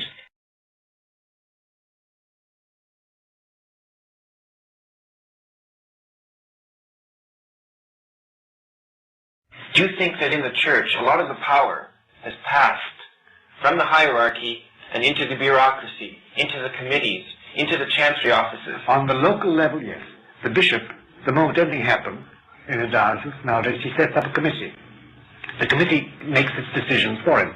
The bishops meeting in Washington at their annual meeting, they're handed the results of bureaucrats, the hidden little powers working in hidden offices whose names never appear. They give the bishops their decisions. Most bishops are extremely ignorant of theology and sociology and politics. They just sign the documents because the rest of them are doing it. Nobody's going to rock the boat. On the diocesan level, that's true. In the Church Universal, it's in Rome that choke points are and the blocks are. And there, John Paul II wouldn't live long enough to weed it out. He has no power to do that. It is just too strong. And I would think, too, that any really manly attempt to eviscerate the superforce in the Vatican would be met by his death. Do you think that's what happened in the case of John Paul I? It is a feasible supposition. But I have to cling to history in this matter. We don't know. And I also feel in the Catholic Church, once the Pope is dead, that's that. It would be nice to know. It's titillating the imagination. It's horrific for the imagination to find out the truth about these things. But the Pope is dead. Long live the Pope. We now have another Pope. And what happened to John Paul I is hidden in the bosom of God. And we'll find out in eternity, or we may find out even in time. There have been attempts to say one thing or say the other. Nobody can establish it as of yet. And I wouldn't try and establish it. I'd be afraid for my own kneecap. Let's go back now to these committees and the chancery offices that make up these religious programs. And new rules. Renew and new rules, let's say with granting of annulments. Are they thinking of the laity at all? Or are they chasing some illusion? Or what are they, because no. The laity have never asked for this stuff. These are no longer Catholics in the Roman Catholic sense. They have another religion. But you and I have to admit and face the fact that there is a thing called Neo-Catholicism, which lacks any instinct for Catholic intimacy with the divine, which repudiates all Roman control by the Roman Pope, which doesn't see the Pope as the universal bishop of the Church. It sees the Church as a collection of believers who are now engaged in marching with their fellow man towards the utopia that's going to be brought about by the New World Order. They belong to that, and they don't think they share all the views of man's liberty to pick his sexual lifestyle. They share all the views of modern man about changing his partner like a shirt that's worn. They share all the views of man about whether it's killer whales or the snail darter or the environment or euthanasia. They share all those views. They say we must modernize, become part of men because we're building a new world, a new world order. So they're chasing an illusion. Of course they're chasing an illusion. Let's look again at this New World Order. Could you say a bit about this? Well, the New World Order depends on two things which are paramount today, which nobody can escape from. Number one, there's no such thing as an independent nation today. Gorbachev found that out. We're all interdependent. In what sense? We must trade. If you don't trade today, you're dead. Or you're reduced to the status of the pygmies in the Kalahari Desert. There's interdependence, number one. Secondly, there's this. Every nation wants development. What is development today? Development is hospitals, roads, supermarkets, VCRs, all the electronic paraphernalia of communications. It is freedom to travel. It is freedom to choose your marriage, to break it and make another one, to choose your sexual lifestyle. That is development.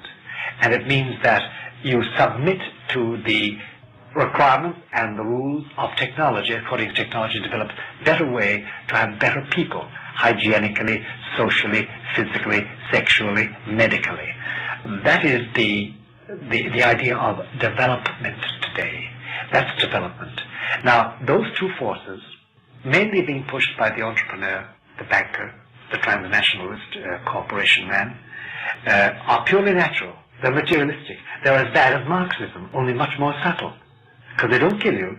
They swaddle you in pleasant things. And they make sure that you needn't have a deformed child. And they make sure that you needn't live with a partner that finally has grown cold for you. And they make sure that you need never think. Just look at the boob tube. And they make sure that your idea of goodness is reduced to the common denominator of behaving in such a way that you smell nice, and that you eat well, and that you don't kill your neighbor.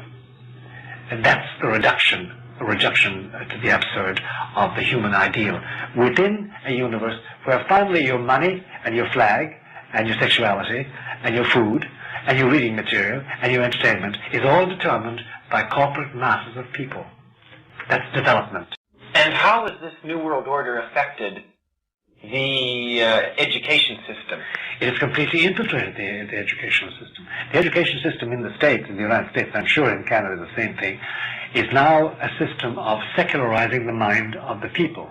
It no longer takes past history and past philosophy and past religion and translates them into language of today. It is totally new.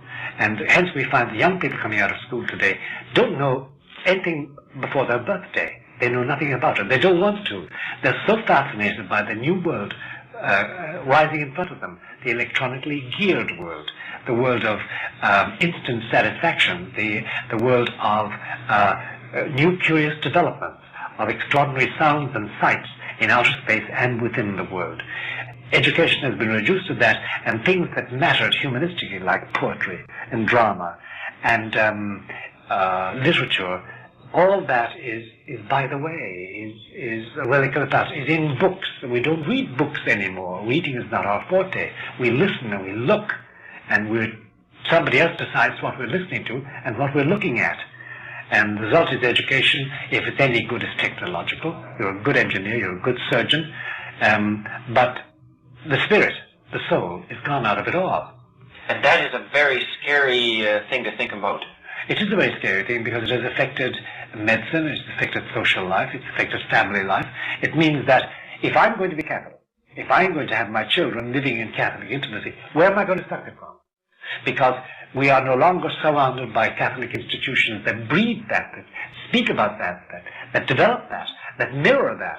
We now have Catholic institutions in every parish, in every diocese, which mirror the new desire for the New World Order based on this development of the whole man and on my being successful, my being beautiful, my being happy, my being clean, my being hygienic.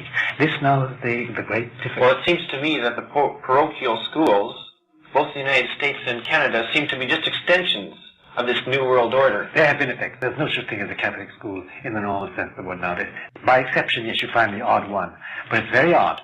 And that's why many people are turning to homeschooling, and why they want alternative, the voucher system, where they can put their children anywhere and not pay for the public schools too, also, which are sinks of iniquity as regards Catholicism in the rearing of children. But that's the difficulty, that they no longer have the Catholic institutions. They have been infiltrated. And whether it's the bishop or the parish priest or the priest or the nuns, there no longer is that Catholic separateness. The idea is to do away with all divisiveness. Don't be fanatic about this. Be one of us. Be modern. So it's trying to meld the church into the one world order. That's right. The difficulty is that it can't succeed. It can't succeed. It can go a certain distance. It can destroy, and has destroyed, a lot of the Catholic structure. It has produced this grand illusion of the Catholic institution existing when it no longer exists. But it can't succeed because it's materialistic, and it's just as bad as Marxism in its own way. And Our Lady had said that this is going down the hill. This is going to produce catastrophes in which whole nations will disappear, whole sections of continents will disappear, until she comes, and by the grace of God, and by her intercession, and by the indulgence of her Son, saves what is left. It can't succeed. That is the difficulty. And that's a very frightening thought. And the families, they don't seem to find this Catholic intimacy either in the parishes. Because you go to, let's say, visit the Blessed Sacrament now, you're going to run into all kinds of problems. Yes, the church door will probably be locked, and if it's open, the Blessed Sacrament is not pushed off to the side. It's not there, or it's not there at all. It's either in the sacristy or something else. And then you look at the church, there's no inspiration in it. Statues are disappearing, and the Stations of the Cross. Who does the Stations of the Cross nowadays? I mean, what an extraordinary idea to go around 14 times and stand in front of pictures and genuflect and pray. It's not done any longer. That intimacy with our Lord's sufferings, with his wounds and his hands and his feet and his side and his head and face, hey, nobody thinks about that. It's not nice. It's not nice any longer. It's not human. It's not humanistic. It's not beautiful. And you walk into any modern church, and the crucifix, if it's there, is usually the resurrected crucifix. They don't want to portray any suffering at all. Suffering is out, because that's barbarous, and that's primitive, and it's no longer beautiful. It's no longer, it disturbs. Why should I be disturbed because somebody is suffering? Why should I see blood coming from a waxen hand on the cross, or look at eyes that are tortured, or the head pierced with thorns? That's uncomfortable. It's not a nice thought to have, and it's bloody-minded, and it's primitive. This is the modern point of view, and that's why the confessional is the same thing. I mean, if you go to confession nowadays in many churches, if you find confession regularly, which is very difficult, you find that it's a chat between you and the priest. Sometimes he'll walk you in the garden and talk to you about it. It's a friendly chat between people. Originally, it was you went to a priest to be absolved from your sins. Nowadays, the belief is the priest doesn't do any absolution.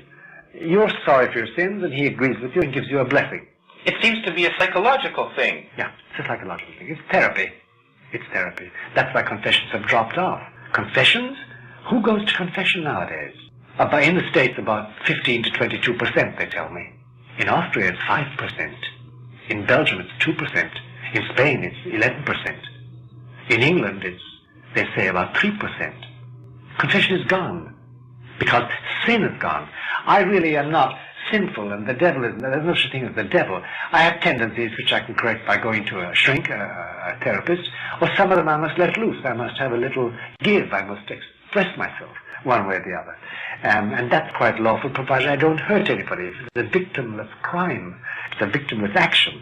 And who cares what I do with Mary Jones down the street, or she with John Bull up the street? It doesn't hurt anybody, and God loves them all. They're all his children. So this idea of sin soiling the soul it's a primitive idea, and no longer coheres with what we know now about the soul, which we only know from shrinks, by the way. I talked to a modern liturgist not too long ago, and he said that basically we're growing up now, and we're producing a new world. That's his line, and I'm sure it's the line of the modern church. Oh yes, it is the modern line of the church. And it's the modern line of churchmen. They find that they no longer need preached sermons. When did you hear a sermon about the Pope's infallibility last? Or about the Petrine power, or about thou art Peter upon this rock? It is not mentioned. If a priest talks about that, everybody says, well, what's happening to him? What is he talking about? It's no longer the theme of Catholicism. Or Our Lady's purity. Who's going to preach about Our Lady's purity? I find that those kind of priests tend to get pushed out into the boondocks. Oh, they disappear. In some dioceses, they're told to leave. They're told to go, be gone on Monday, or else we'll call the police. This is happening in several of your dioceses in Canada, and priests are simply gone. They have no support. They leave with a suitcase, and that is that. That's the situation. Again, we go back to the basic thing. This can only happen, Bernard, if faith has been withdrawn. Faith has been withdrawn, and therefore, if you meet somebody who does that, all you can say is, they know not what they do any longer, as Christ said on the cross. They no longer see. They're not deliberately saying, well, this is against the faith, I'm going to do this. No, they don't believe any longer. They don't believe any longer.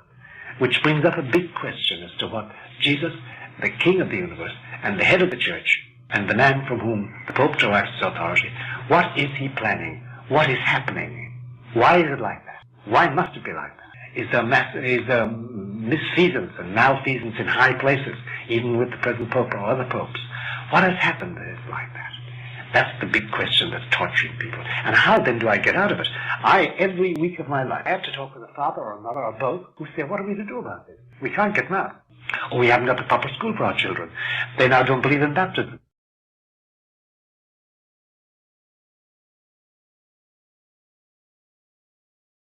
How are we supposed to put all these tendencies into perspective? What is really going on here? Well, I'll tell you what, there's a way of considering that question is this. I don't know how many people I've heard say in the last 5 or 10 years to me, where is God? Where's Christ? Is he not supposed to be watching up for the church? Surely God is going to do something now. They usually said this to me apropos of some action of a bishop or a priest. We had finally had our 10th pederastic priest caught by the police, or we finally had some new statement by a bishop or a cardinal which when dead against what we were taught in school. And they say, well, why doesn't God step in? Surely he's going to appear in the heavens, or the Pope is going to do something. Why doesn't somebody do something? God or the Pope or Jesus or the angel? And you know, when his enemies captured Jesus, late at night, they probably held him from 9 p.m. until 6 p.m. the following day, when he slumped over and died with a loud cry, and Joseph of Arimathea came with the authorization to shift the body. During that time, I'm sure Our Lady didn't say it, I'm sure John the Evangelist didn't say it, perhaps Mary Magdalene didn't say it, but you may be sure that the 500 disciples gathered into Jerusalem, and all the apostles went around saying, well, he's going to suddenly wise up. God is going to intervene. He's going to send an army of angels to save him. He's going to do something. But you know, Bernard, he did nothing. It was to go inexorably through to entombment before resurrection. Similarly with us, there isn't going to be an action of God. There's going to be no intervention of God. There's going to be no sudden change where everything will be hunky-dory, finally back Catholic as it was. Bernard, it will never be as it was. The church will never be restored as it was. That is dead and gone. We're going to entombment before we get to resurrection. You know, here's the problem. Take yourself back to First Friday, the Good Friday. And the word has come to Our Lady and the women with her and St. John that he's been condemned to die. And they're taking him out to Calvary. Everybody knew where Calvary was. Everybody knew it. Just as we know where Arlington is here in the States. Or you know someplace in Canada, well-known death place. So they rushed out of the house to try and see him. They hadn't seen him for about 2 days. The last time they saw him was in Bethania with Lazarus and Mary and Martha, where he used to lie with them at night, cuddling them and holding them and being consoled. Because at that time, just prior to his passion, he was being attacked in the streets of Jerusalem, and he was under great pressure. So they rushed to the streets, and they found a vantage point finally in the Via Dolorosa, where they could see the procession coming. Roman soldiers, the people, the priests, and this figure under the crossbeam. He was only carrying crossbeam. The upright was always permanently on Calvary to receive the crossbeam in its socket. Now Our Lady, she had borne this body. She had seen him from the first moment he was born. She knew every line in that body. She knew all his features. And she had lived with him for all those years of his public life. She knew nothing about it. Yet when she saw that face coming around the corner, first of all clad in this awful robe they put on him in mockery, with a crown of thorns on him, the pallor of death on him, sweating, his face torn, his nose broken, with one black eye we know from the shroud, and with all the blood he had lost. If you ever see a person dying in those conditions, I've seen them once, they're unrecognizable. You don't know them. She took time to notice her Jesus. She took a moment. From some trait, some gesture, some look in his eye, something as he passed her. Similarly as with the church. We cannot recognize the Catholic Church today. It is so torn to pieces, so lacerated, so beaten up, so bloodied, so dehumanized or de-divinized. We have to have faith. The faith she had saying, yes, that is our Jesus. And then she went to Calvary to watch him die. We still have to see this thing die completely, entombment, and to see the jeers of it all. That's what we're facing. And that's what Jesus wills, apparently, to allow. And that's what we're facing into today. Entombment. Gradual entombment of the Catholic ideal. Everywhere. In public life and private life. And could it be that those of us who are still practicing the Catholic faith are simply going to have to carry our cross? That's right, until we die. And that's all that's required of us. What do you think Our Lady had to carry for all those years in faith? The same thing. She had what we had. She had him. We have him sacramentally. She had the mystery, the Annunciation, and the Visitation, and the Presentation, and the finding in the temple, and all the other mysteries we haven't been told about. That's all she had. And then the mysteries of his miracles in public life. And then finally his death. And until he appeared to her, I'm sure she was the first one he came to after his resurrection. And that scene is something I can't talk about. It's so emotional. But until that moment, she had no assurance beyond her faith. Yet she never wavered. She never wavered. So similarly with us, we may have to die as we are. And another generation find out what Christ's plans with the present world are. But we've only one thing to do, and that is faith. and the Rosary and the Blessed Sacrament and Mass. We needn't bother about anything else. We haven't got the grace to do anything about it. He has not put us in a position to do anything about it. And all we do is live in our faith and die in our faith and don't compromise. That's all we can do. Because now the thing is cosmic. Now the thing is geopolitical. Now it's out of everybody's hands. Because from all the evidence we have, apparently Lucifer is in his last leg. He is going to extremes because he knows the end is near of this period. These Catholic times are coming to an end, and they'll be over soon, within this decade, the present Pope, I believe. And Satan will be totally rejected and lose the kingdom he has carved out for himself in the Catholic Church and in the world of man. And there'll be a complete changeover. How many of us will see it? I don't know. Do I want to see it? I'm indifferent. What I have to do has to be done every day. Carry my cross after him daily, as he did. That's all that's necessary. I can't bother about this huge struggle because it's beyond my powers. It's cosmic, it's geopolitical. It involves huge superpowers, it involves all the nations of the world, it involves the coming of Our Lady. And you know, one word about Our Lady. There's a scene in the early days of Lourdes. When it became known that Bernadette was talking to the lady, Notre Dame, the local peasants, she was a peasant, used to gather behind her, but she was talking to the lady standing in the grotto. They couldn't see it, they could hear her talking. And one day, while they were all there, and she was talking to Our Lady, Our Lady was there, talking about the Immaculate Conception, and Our Lady was smiling apparently.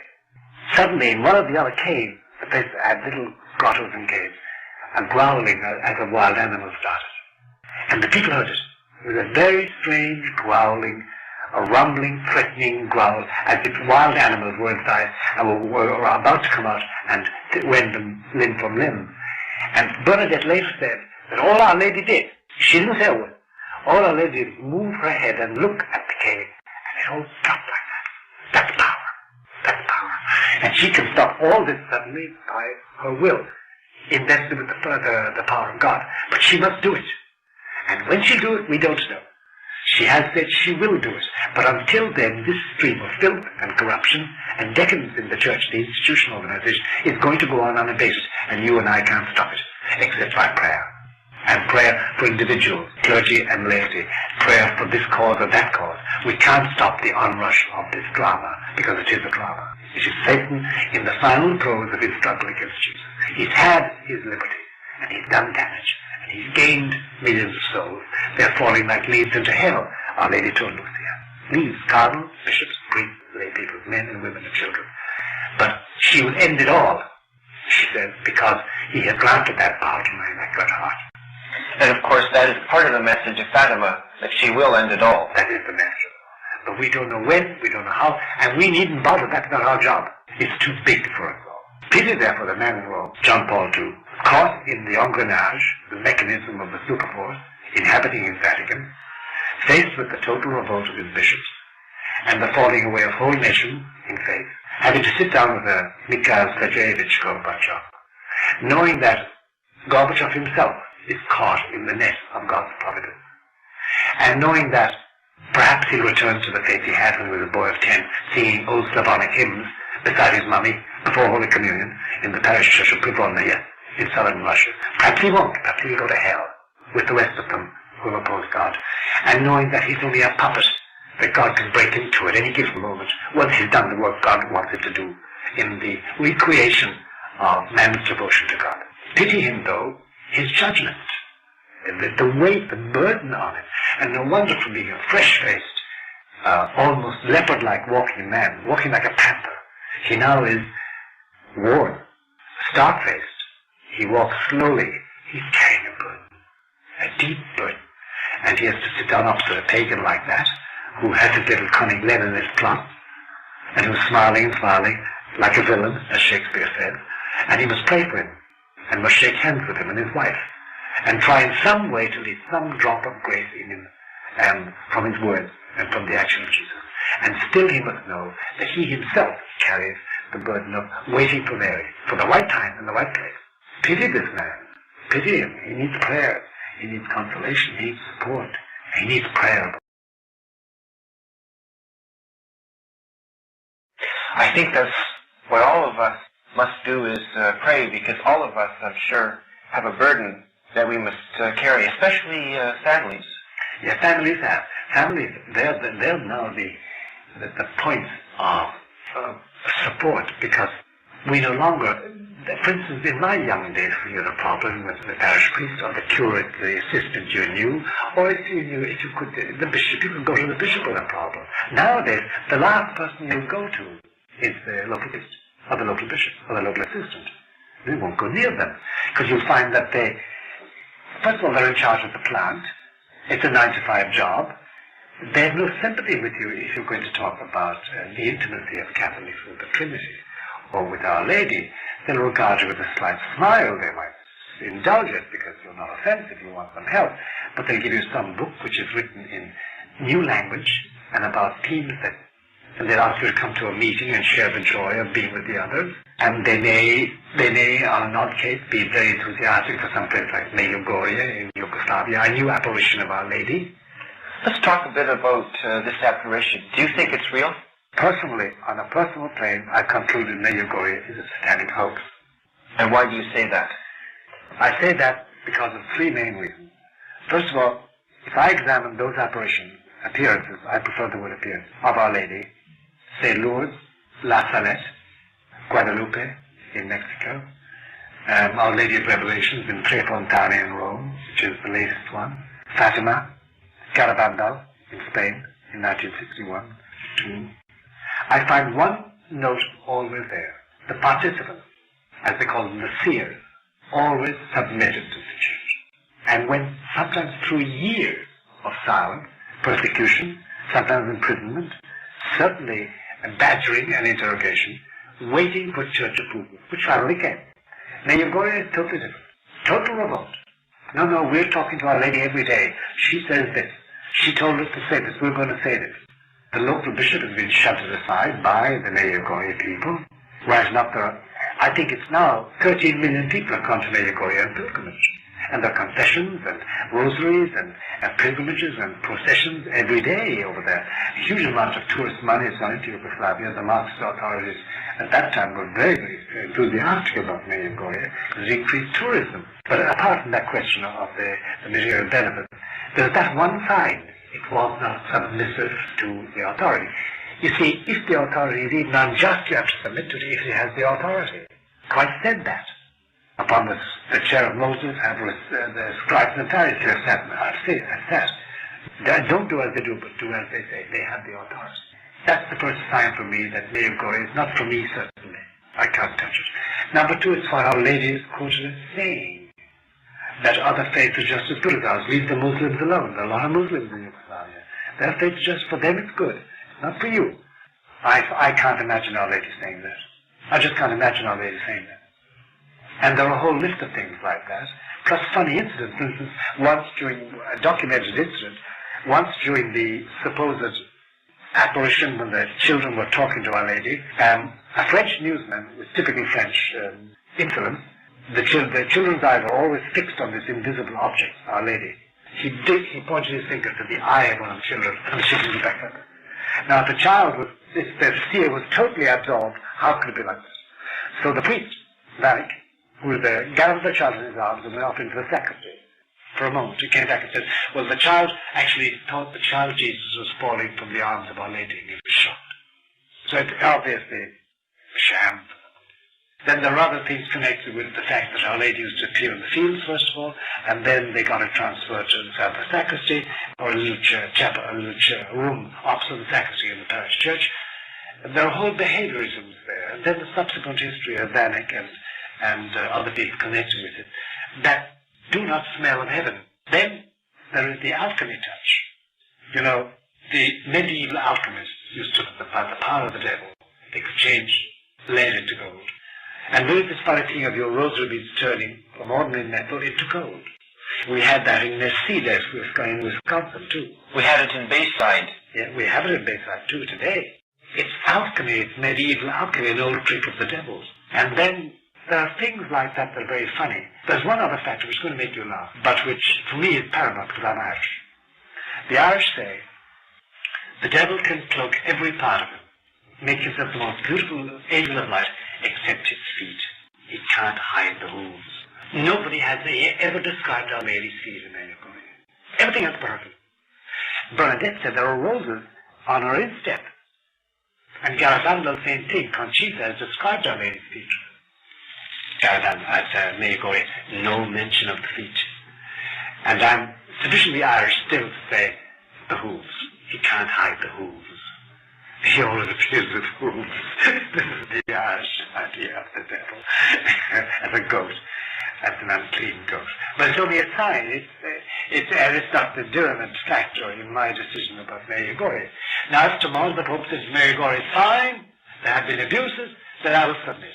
But, you know, unless Peter speaks, and has spoken for Garabandal, it has spoken for Lourdes, spoken for La Salette, spoken for Fatima, it has not spoken and refuses to speak, and is very critical of Mayugoi, and therefore I as a Catholic cannot go along with it at all. Until Peter does speak one way or the other, I hang fire. My impression personally is that he's 2,000. There have been a proliferation of many apparitions or so-called apparitions in the last 10 or 20 years. And 260 today.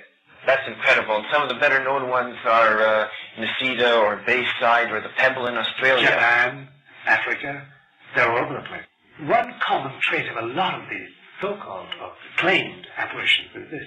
They seem to be imitations of Fatima, like Mayugoi, as if to steal away. My own theory or feeling is that they're supposed to diminish the interest in Fatima, which is the central revelation of this century, private revelation. And they all seem to be imitations of that, one way or the other. They promise the same things, and Our Lady speaking about the same things, and tell destruction, say the rosary, and come and visit me here now. In other words, take away from the dire message of Fatima, which is still running, the wit of Fatima is still running. In Ireland alone, the amount of virgins, statues of the Virgin has started crying. There's a book written about it I have in my library. I suspect hoaxes everywhere because the devil is so clever. He's so intelligent. And he's introduced great confusion about this. So we have Mayugoi, we have the Kita, we have the Pebble, and we have the Bayside. This is all nonsense, the conclusion is. It's all illusions. That's the general idea. The only other apparition appears of Our Lady, which seems to be, grips my soul, is the one in the Ukraine. That is something which is special. There's no doubt about that. But we haven't had, the Holy See has not been able to penetrate into the Ukraine to examine the fact. And the bishops have been in hiding, so there's no question of finding out if it's true or false. But the proliferation, I think, is typically satanic. It's like when we were invading England, when we were invading France, in D-Day, we dropped, I think, thousands of little rubber paratroopers in parachutes, and the Germans spent a lot of ammunition and a lot of time rounding them up. They call them gummisoldaten. It's like diversion. That's right, it's a diversion. Diverting people from the Fatima itself, which has a very dire and exact Catholic message, full of devotion to the papacy, full of devotion to the Passion, full of devotion to purity and to honesty and to Catholic virtues, and it's full of the Catholic intimacy. There's no intimacy in Mayugoi at all. It's a different thing completely. So that's my judgment of Mayugoi. That's what I think about Mayugoi, and why, until Peter speaks, I cannot share in the enthusiasm for it. I'm afraid of it.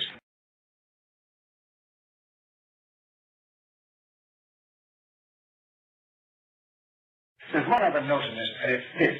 There's a charismatic note, a Pentecostalist note. Everybody who's become a Mayugoi enthusiast, for me, suddenly becomes an authority. The Holy Ghost is speaking to them. They know exactly about everything. And I find that not humble. People who go to Lourdes, who are devoted to Fatima, they all are affected by this strange meekness and humility you find Our Lady talking about. There's none of that in Mayugoi. It's triumphalistic. It's the banner. It's the thing. You must believe this. It's something I find that disturbing to my soul. Could it be that the proliferation of these apparitions is an attempt to fill a void that many Catholics have in their lives? No longer can they go to their parishes for devotions, and so they're looking for something, and these apparitions are filling a void. Of course. And I think they're being filled by Satan. I don't think it's Our Lady is doing it. I think Satan is saying, oh, you want something special? You want something really intimate with divinity? Our Lady's appearing over there on top of the pillar. I think that's true. Or we create them ourselves. I think that's true. It's answering a self-need, but it's not answering the Catholic response. Is the same maybe true of the charismatic movement? Well, I, from the very beginning, have been very, very unenthusiastic about the charismatic movement. I know charismatics whom I esteem an awful lot and who are marvelous Catholics, but there's a spirit in the charismatic movement, like me and the sergeant. Suddenly, they have direct communication with the Holy Spirit. And I've been at the charismatics meetings when they speak in tongues. And I know from Scripture that the Scripture doesn't speak about what they call speaking in tongues. In Scripture, speaking in tongues means speaking in languages which are intelligible to somebody. There's no such thing as speaking gibberish. I was beside Cardinal Sunan once, when in the middle of one of these charismatic readings, he said, Agalam Hunk. And it was translated by somebody as meaning that Jesus loves us all. This is not scriptural. It's invented. It's invented in Wisconsin by the Pentecostal movement back in the 60s, I think, or wherever it started, and taken over by the Catholics. It's a great way of letting go, of letting off steam. It's also, I think, a search for easy answers. That's right. Like with these apparitions. That's right. It's a way, in a way, having a direct pipeline to God. It's a way of avoiding the cross. That's right. It's also a way of avoiding church authority, telling you to do this and not to do that, when it's great church authority. I am now speaking to the Holy Ghost. He speaks to me.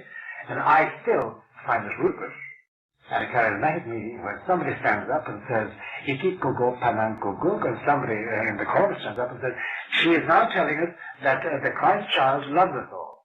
Now the utterly babel we know already. Mm-hmm. How do they know that? They say a gift. The church has never blessed it. It was again Paul VI who made the mistake of giving any encouragement to Catholic charismatic movement. We had a charismatic movement, devotion to the Holy Spirit, which is typically Catholic, long before the Pentecostalists in America gathered round and invented the whole idea. We had devotion to the Holy Ghost. We had orders devoted to the Holy Spirit.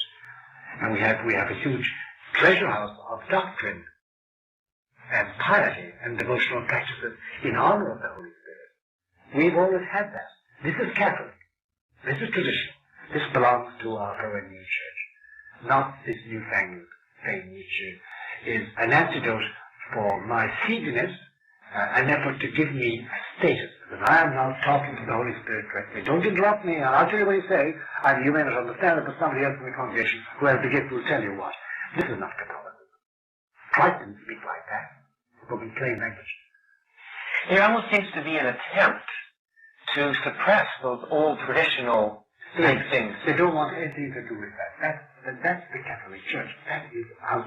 That is prescribed. Hence, I always speak about Catholics and neo-Catholics. There is a neo-Catholic movement in the Church. It is trying to change everything to a new format in order to be modern. And that's, I think, the biggest legacy of Vatican II, they call it. That it did create this new church within the Church. It is an anti-church. It wants to leave behind everything else and have new ways of doing things and of living and of marrying and of dying. And isn't its symbol the new Mass? Oh, the new Mass. The new Mass I think it's the fountainhead of all our difficulties. And it's a calamity because it was our friend Monsignore Annibale Bognini who drew up that Mass deliberately in order to create a non-Catholic ceremony. And the difficulty with the new Mass is that it has given rise to invalid Masses, and therefore the lack of the Blessed Sacrament, and has also removed people's minds from the central point of the Mass, the sacrifice of Calvary. It now is a meal. It's a communal meal, and it's at a table, and the priest is the minister. But we, the people, are the people who have the meal together. This is all based on a Protestant, non-Catholic idea of what the Mass is. You see, people come to me because they find out I'm saying the normal Roman Mass, and they say, could I go to your Mass, please? And I say, well, let's sit down and have a little talk. And we have a talk, and I find out, now, I ask them, what is the Mass? And they tell me usually that it's the Last Supper, that's a meal, commemorative meal. And I say, no, I'm sorry, that we haven't got a meal at all. Some of them do, though, hit the nail on the head. They say it's the sacrifice of Calvary. And I say, then what you mean in general is that it's an action something takes place on the altar. I say yes. And then I say, all right, you've been going to the new order, the novice order for so long. Give me 2 or 3 weeks and come to instruction twice a week for an hour. And I will teach you what takes place as mirrored in my actions as priest. When you can interpret my actions symbolically, symbolizing the action taking place on the altar, then I'll admit you to my Mass. And it's great. They learn the Mass thoroughly. They learn that every gesture has a meaning focused on Calvary, on the cross. And they suddenly say, but this is great. This is something I never taught. And they never knew it. They were never taught it. These are young people. They weren't born back in the time I was born. They suddenly realized that going to church is not a question of singing in and saying hello to the pastor and being greeted and then they give you bread and wine to drink and feel happy about it, shaking hands with others, embracing them, and having breakfast afterwards, which is a continuation of this sacred meal. But it's a question of assisting at the action of Christ dying and living forever. Could it be then that what they've done to the Mass is symbolic of what they've done in the whole church, and that is to try to remove those sacrificial aspects from Catholicism, right. The cross from Catholicism, right. Make it something easy and nice and palatable to the world. That's right. It's exactly it. I couldn't put it better myself. That's what they have effectively done. And that is, you can ask yourself then the funny thing, that the moment a priest proposes to say the Roman Mass in a diocese, oh, there's horror. I mean, just get out of here. The priest is told to go, or they get at him and say, this is impossible, we can't do this. The Holy Father doesn't want this. The Church doesn't do this any longer. This is old hat. We now have the Novus Order. You do this or either or. There's a horror of the Mass. An absolute horror. And disgust. I remember reading a very prominent French theologian, a Jesuit, quite recently, who said that by chance he had to assist at one of the Roman Masses in Paris. He said he found it disgusting. The idea of a man turning his back on the populace and praying quietly. Such a disgusting idea. And I know that Jesuit has lost it. He no longer knows what goes on. And that's the destruction of the center of Catholicism, because believe you me, without the Mass, and without Holy Communion, without that Mass, Catholicism dies. That's why the Irish, for 400 years, used to have rock Masses. They had a rock behind which the priest hid and the people gathered and they said Mass. Keep the Mass going. Now that it's died out, now that we have invalid Masses, and we have many invalid Masses, because many priests are not validly ordained, and many bishops don't ordain validly, no wonder grace is lacking. You get sanctifying grace through the sacraments, mainly the Blessed Eucharist and the Holy Communion. That's the plight of the Church, and the effort has been to destroy that.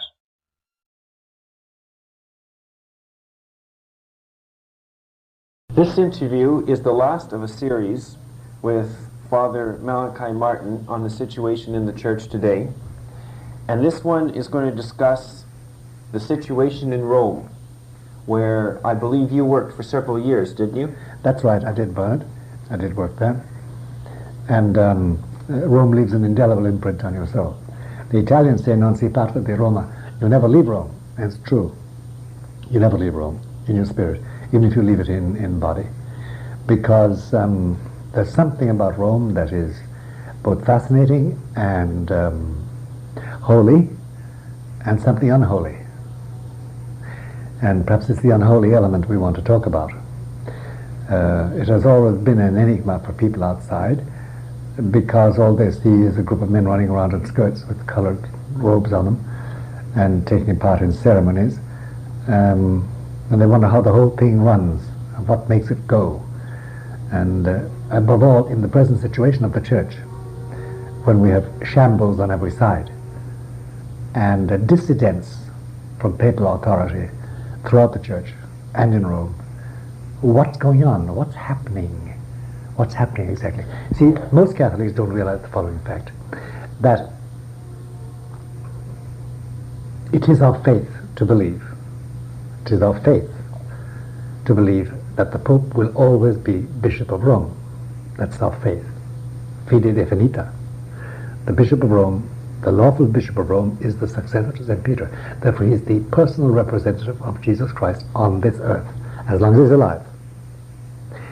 It's also our faith that, and this is called the factum Romanum, the Roman fact, that even if he ended up living in a forest glade in Tasmania, Rome would still be the center of the church, the See of Rome. That sticks in the gullet, to use an American phrase, of many modernists today who don't want a Rome-centered religion. But that is a fact, that the actual physical setting is part of our faith. And just as Calvary is the actual setting of Christ's crucifixion, and nobody can change that. So this location of the personal representative of Jesus on earth is a fact belonging to faith. It goes beyond history. And that's the complicating factor, because you have this man, he's a cardinal nowadays, usually has been for almost 1,000 years, over 1,000 years. He's elected by his peers. It's the only elective office in the official structure of the church. Everything else is appointive. In theory, once elected, the cardinal electors who elect him don't give him papal power. They can't give him that. They haven't got it. What they do theologically is they say to the Holy Ghost, the Holy Spirit, that's the man we think should be Pope. And therefore when he says, I accept it, the power descends on him. And from then on, he is totally separate from them. He is Pope. There's that one fact. And then around him is gathered a bureaucracy which is unequaled in its age, a chancery that existed back in the time of Charlemagne, and before that, in the time of the Huns, the time of Gregory the Great, Leo the 13th, and still exists today, and is the most skilled chancery that exists, and has suddenly come into its own in the, say, the Noriega incident, where everybody, including the President of the United States and the American Expeditionary Force and the Panamanians and all the American countries, found out that by far the best skill in diplomacy was used by the Vatican diplomats. They were utterly skillful in managing the entire difficult situation. Do they have an intelligence network which is greater than any other in the world? Sure, sure. That's why, finally, in spite of the Protestant opposition to it, the United States Senate voted to set up diplomatic relations with the Vatican, because the information pouring out of there, if you can get a hold of it, is accurate and total. It covers the whole world. And now, for instance, today, above all, about Eastern Europe and Russia, Soviet Union and China, the Vatican is teeming with information on a 24-hour basis, coming from all over the world and about those areas, which is inaccessible, which is not accessible to other people. So it's a very valuable place. And there is this, not imperial, but certainly geopolitical attitude in Rome. They will look on a problem in Rwanda or Urundi in the center of Black Africa in the light of all the problems connected with it, both in Africa and Europe and America. They have this total view of it all. They're geopoliticians, because they're in a geopolitical structure, which is very different from anything that the outside world has. The only other man who understands them perfectly is Mikhail Gorbachev, the present strongman in Russia, because he heads the only other geopolitical structure in the world, which is Leninism. That's why there's such a meeting of minds between him and John Paul II. They understand each other. They don't agree, but they understand each other. Now let's bring it back from geopolitical terms back to local terms. Yes. You have many lay people are asking the question. We see everything going haywire in the church and all kinds of abuses going on. You see something is amiss. And why doesn't Rome do something to stop what seems to be almost the destruction of Catholicism? I'll tell you, they are accurate in this sense. It is the destruction of the institutional organization, the visible structure. But it's a very insidious destruction, because the structure is left there, standing. There are cardinals and bishops and priests and dioceses and parishes and universities and schools and emissaries and meetings and conventions and congresses and synods. The whole thing, seemingly, what are you talking about? The structure is still intact. But nobody except somebody very prejudiced would even think of saying that that structure is Catholic in the sense it was 30 years ago, 40 years ago. Pius XII couldn't stand a structure like that, nor Pius XI, nor any of the early popes, up to John XXIII. So the question is, what's happening? Why is that happening? Why isn't Rome doing something? Hasn't Rome got the power? The answer in shorthand, in simple, brief terms, is this. Rome itself has been corrupted. The bureaucracy has been corrupted. There is resident in the Vatican bureaucracy, small and limited as it is, but all-powerful, there is this anti-church partisanship which is out to change the face of Catholicism. And the church they envisage is something completely different. It's not a church centered in the Roman pontiff's rule. It's not a church which is centralized in Roman authority, jurisdiction. It's a church, it's a Rome which heads a collection of autonomous communities bound together by ancient tradition and by sentiment, and of which the head, the Pope, the Bishop of Rome, is a very honored man because he's the 264th or 265th successor to St. Peter. But the Church of Peter, the Church of Pius XII, the Church of Pius V, the Church of Gregory XIV, they don't want that. They have another ecclesiology completely. And the theological underpinning, the theological belief at the back of it all is a different idea of salvation. You see, the church is built, the Catholic Church is built on the principle that many are called but few are chosen. The saved are few. Not perhaps a minority, but certainly not the totality. Whereas nowadays the cry is that all men are saved. All faiths are equal. Just if you're a Catholic, be a good Catholic. If you're a good Presbyterian, be a good Presbyterian. If you're a Muslim, be a good Muslim, and you'll be saved. So conversion is no longer the name of the game. Oh no, no. Catholic teaching is no Presbyterian is saved because he was a good Presbyterian. No Muslim is saved because he was a good Muslim. If I am a Hindu, and I'm a good Hindu, if there's such a thing, I'm sure there is, but if, you've got to meet them to find out, and I'm saved not because I'm a good Hindu, but because the grace of the Catholic Church was communicated to me by some mercy of God. Similarly with a good Presbyterian, or a good Protestant, or a good Jew.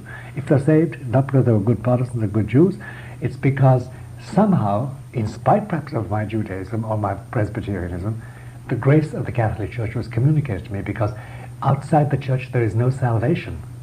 And they mean the visible church. Not the mystical body, they mean the visible church. But nowadays, as you know, the principle is that, well, we're all equal, let's be ecumenical. Remember, the word ecumenical originally meant Christians. Now it means anybody who gathers in who professes some religion, who's a Hindu or a North American Indian or an animist. He joins in the ecumenical gatherings, and they're all to be saved. They're all saved by being good North American Indians or good Buddhists, good Hindus, good Confucianists. That's the theological basis of it all. The old ecclesiology of the few and the many, the church of the elect and the others, is out the window for the modern theologian, and it has permeated Rome. Now, it's very important because it affects the Mass. That's why they've changed the words of the Mass. Instead of saying, when consecrating the wine, which shall be shed for you and for many, they changed it to for you and for all. That's the reason for the change. That's what invalidates those words in the Mass and makes them null and void. The wine is not consecrated. And that's why it's an invalid Mass as such. So this is at the back of it all. And the vast horror and reaction of horror to any proposal that the Tridentine Mass be brought back is based on that theology. They won't have anything to do with that old doctrine. They want to be able to face the world and say, we're all on the same boat. We all belong to the same thing. You're saved, we're saved. Just be good. Be reasonable. Be compassionate. Be kind. That's the new ideology, is an ecumenical ideology. Yeah. And that's, I guess, why they have also altered the Mass. They had to. They couldn't say the old Mass. They couldn't say the old Mass. They don't subscribe to the doctrine, which is the doctrine of the Church, de fide, definita. Outside the church, there is no salvation. What they say is, yes, we can subscribe to that, but now church means church in the broad sense, all those who love God in their own way. Of course, then we're outside Catholicism, in that case.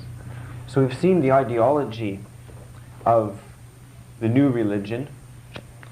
Let's take a look at how it works in practice, how, let's say, the Roman bureaucracy functions. Who has the authority? How are decisions made there? Well, decisions are made in a bureaucratic way. You could trace the authority, the governing authority in Rome, through four people. You have the Holy Father. After him, you have the Secretary of State. And after him, you have the Sostituto. He's the Vice Secretary of State. And then you have the Foreign Minister. At the present moment, those posts are occupied by John Paul II, who's Pope. The Secretary of State is Casaroli. The Sostituto, the Vice Secretary of State, is Cassidy. It's just been changed, but there's a man called Re put into it, in the place there. And the Foreign Minister is Sodano, Archbishop Sodano. They make all the practical decisions. Under them, then, there are about 15 ministries dealing with various aspects of the church: religious orders, the sacraments, marriage, the missions, the doctrine of the faith, and so on. Now, the decisions made there by those men engaged in those particular areas, they all pass through those 4 or 5 people for approval, because they probably have political impact. So the machinery works like that. Then in the ministries, there are a flood of secretaries and consultants and experts and minutantes, they call them, people who are serving their time in hope of rising in the bureaucracy. And that swells into a personnel of about 3,500 or 4,000 people. Mainly clerics, some laymen, some women. That's the machinery with which the Pope works. Now, the main ministries are peopled by cardinals and archbishops and bishops. It's a known fact that, and then there are people who are semi-retired, some of them living in the Vatican, sometimes living out of the Vatican, but they all have a say because they've all got friendships and contacts and they've experience.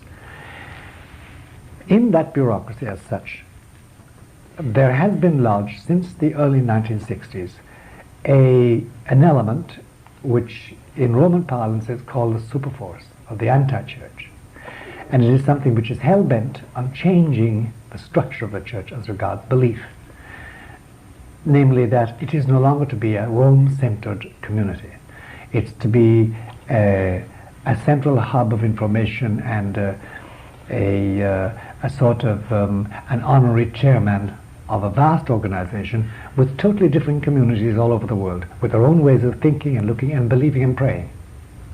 It seems that the superforce is very powerful because it seems to have the ability to frustrate work of men who, let's say, want to restore some semblance of tradition. For example, Cardinal Meyer has found himself frustrated in his work of working to restore the traditional Mass. Yeah, he has found it impossible. He can't do it.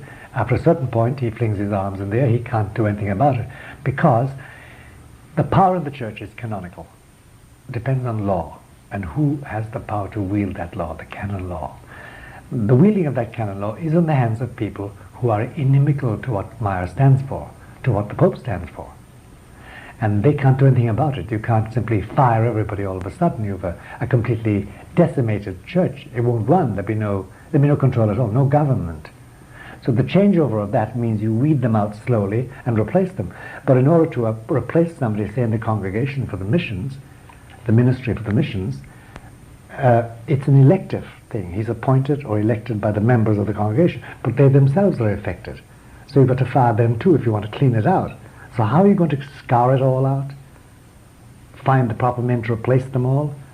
There are careers, people who went there at the age of 20 or 25 and are still there at the age of 60. And they have friendships and they have built-in positions of power. They can block motions. They can put things at the bottom of a pile of papers so it never comes up for discussion. The bureaucratic power is something out of this world. Diocletian, the emperor, decided that he would like to change the Roman bureaucracy of his time, and it was nothing like this. He took 17 years to even lop off the top of it, and then he didn't even succeed. And I think it would be impossible. to clean up the bureaucracy itself. There is the vandal solution, as you know, what Cordell Hull once said about the Secretary of State. The way you deal with the Secretary of State, he said, the Department of State, is you wipe it out and you put one solitary desk in the middle of a room and say, that's the Department of State from now on. You start at the bottom. Because the Vandals, as you know, came into a city, they wiped everything out. They left nothing, just took the gold and the women, killed the children and the men, and went away. That's the Vandal solution if you want to start anything. Wipe everything out and start all over again. Because you can't weed out the bureaucracy. It's the same thing now. The Poles have a difficulty in Poland, but they have a non-communist government, but there are tens of thousands of communists in every branch of government. How do you're blocked at every step. And the same thing in Czechoslovakia, same thing in Bulgaria. Not so much in Romania, they were killing them and weeding them off. They have a quick solution for it all. Same thing with Gorbachev in Russia. He's up against this intense bureaucracy. The Vatican has the oldest bureaucracy in the world, and they're more salted away than anybody else. So the Pope is blocked in every way. And he himself is a traditional Catholic, a strong believer in everything that is traditional, and yet he has to sit on top of this pyramid and find that a decision of his to get people to stop using communion in the hand, which he forbade in the beginning, went nowhere. Because the principle was, let's violate his law, and in the end we'll have to declare it the local custom, which is exactly what happened. And that's why in a crucial thing, in a thing like communion in the hand, it's not so crucial, although it's a disobedience, but say women priests. We know that in the United States that 32 women have undergone ordination privately. Is that right? Yeah. Now we know they say Mass, as they say, they go through the motions regularly. Supposing they come out and say, we're priests, we're ordained by Bishop so-and-so who's now dead, and they have a congregation, and supposing they keep on and on doing this, eventually the local people say, well, you know, Holy Father, they exist and they're good priests. It seems to me that sometimes to get things done, what the liberals do is they break the law, then it becomes a precedent. That's right. And then it becomes entrenched. That's exactly what it is. Like confession for children before communion. The Pope has said again and again they must have confession before their first Holy Communion. Oh no. And now it's become the common practice not to have confession before Holy Communion. Communion in the hand is the same thing. It's forbidden originally. Or communion distributed by lay people, originally only in case of necessities. In my parish church in Dublin, where I was reared from the age of 10 until 18, there are 5 priests, and they have 22 Eucharistic ministers. They don't need them at all. But now it's the habit. And originally it was forbidden, except in cases of necessity. General confession is another one. Case of necessity only can you have general confession. Now it's becoming a general habit. Because they're doing it anyway. They say, if we do it long enough, it's become a precedent and it's an established practice. We can say to Rome, we've been doing this for years. How can you wipe it up? People are used to it now. That's the principle. And Rome doesn't block it. If a law is violated in Ireland or in America, in Detroit or in Toronto or wherever it is, they should immediately, past the 12th, past the 11th, would have immediately expelled the people doing it. That'd be the end of it. Nowadays they don't do that. Rome is silent. Why? Because the people involved in Rome are in sympathy. Now, if you were to ask me about John Paul II, how many ministries would really stand up with him, behind him? I'd say 2, at the most. Really back him up? Only 2. Which are those 2? Probably the Congregation for the Defense of the Faith under Cardinal Ratzinger, and probably the marriage. The Rota, probably. But the others, no. They'd militate against him. They'd oppose his decisions. Unless those decisions went their way, they wouldn't do it. Let's take a look at Cardinal Ratzinger, because he is a subject of quite a bit of interest. Yes, he is. He's a key man, too. What are the strengths and weaknesses of his position? His main weakness is that he's isolated in the middle of a very modernist-minded clergy. And he has to deal with very modernist-minded bishops all over the world, including his native Germany and in America and Canada. Another weakness of his is that he is not aware of things. He's not aware of things. He comes to New York last year, gives a lecture here, and somebody asks him, what do you think of Father Raymond Brown, who's a scripture expert? And Ratzinger, without thinking, without knowing, says, I wish to God the church had about a half a dozen Father Raymond Browns. Now, Father Raymond Brown is, in my books, a heretic. He's written books about the New Testament that are totally unacceptable. Why did Ratzinger say that? Why did he say that? And in public? How could he wish that 6 of them, 10 Raymond Browns on the church? God knows. But he did say that. So he's ignorant in that sense and unwary in that sense. And that's a pity, because he is supposed to be the head of the doctrine, guarding the purity of the faith. Then he also, one of his weaknesses is that he's impotent. He cannot impose his views even when they are correct. For instance, how is it that Father Charles Kern still has faculties in the Diocese of Rochester here? He can still hear confessions and preach.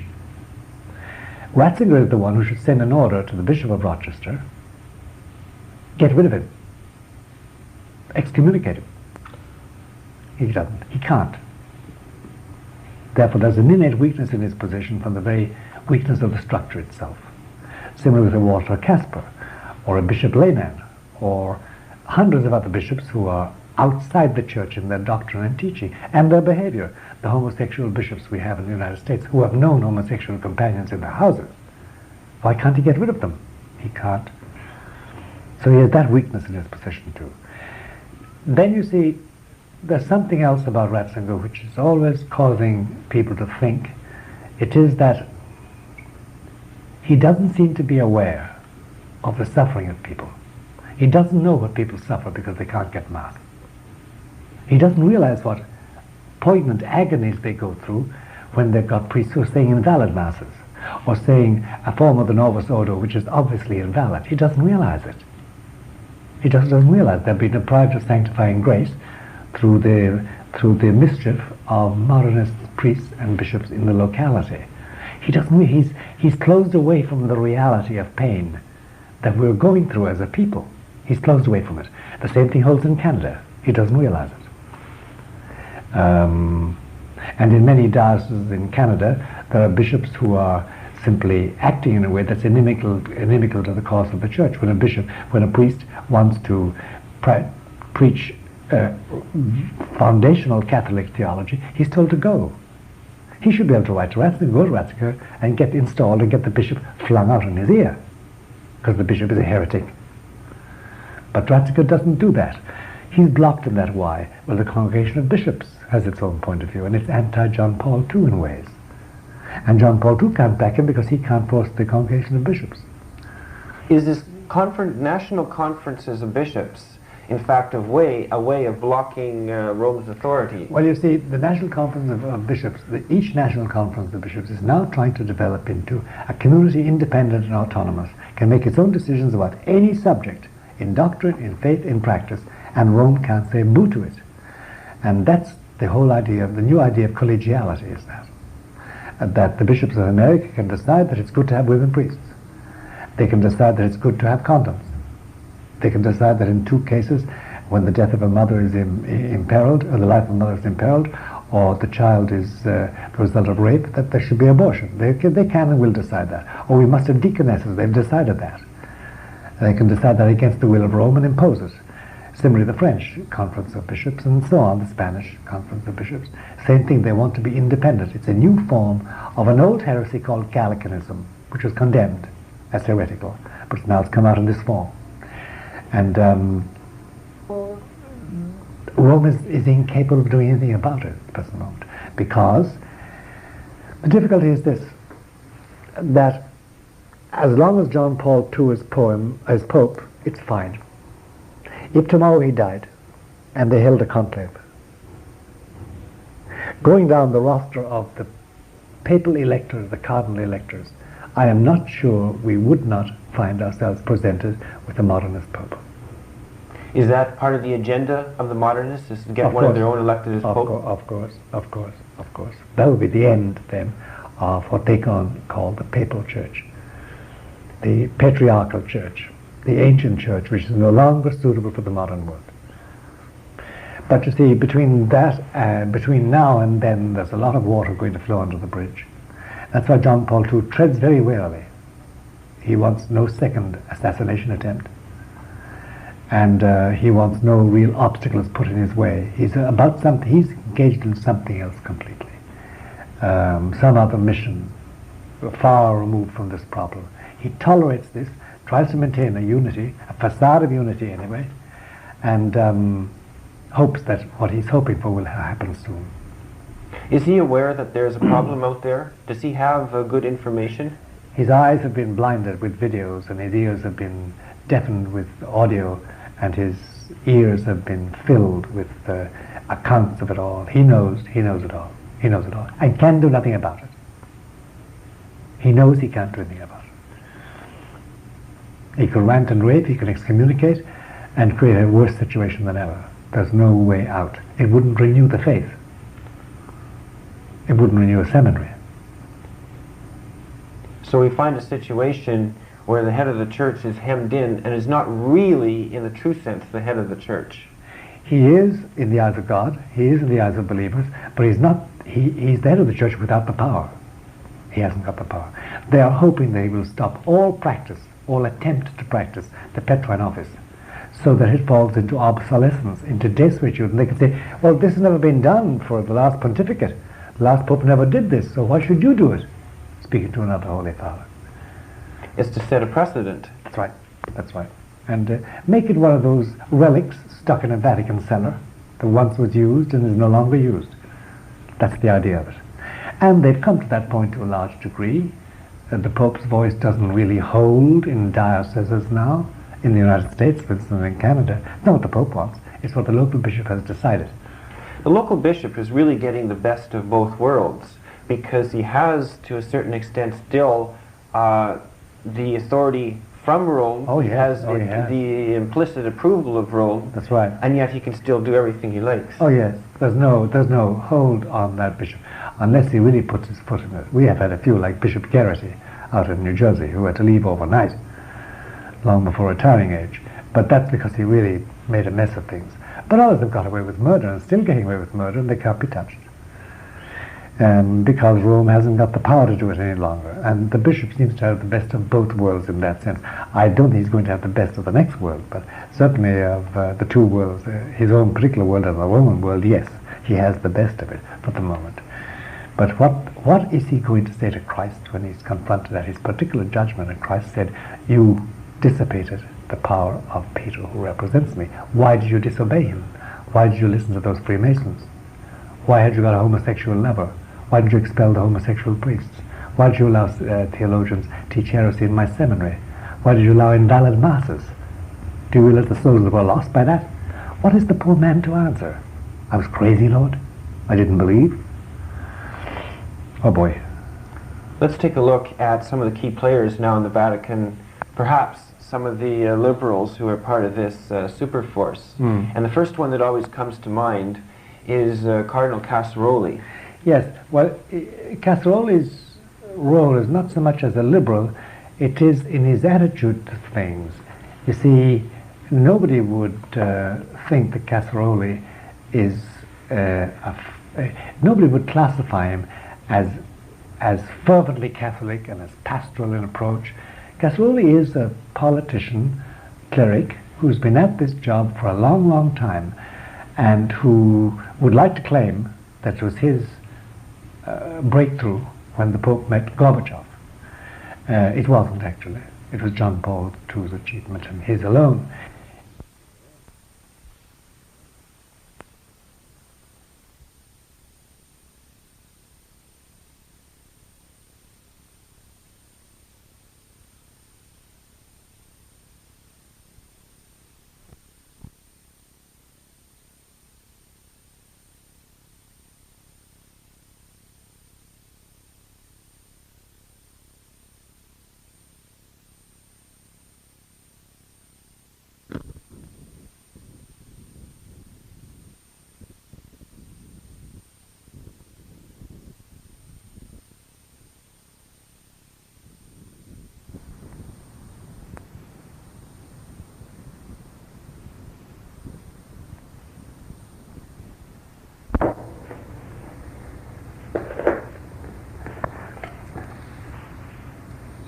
To assess Cardinal Agostino Casseroli is very difficult for the normal man, because he moves in a world not inhabited by the normal man.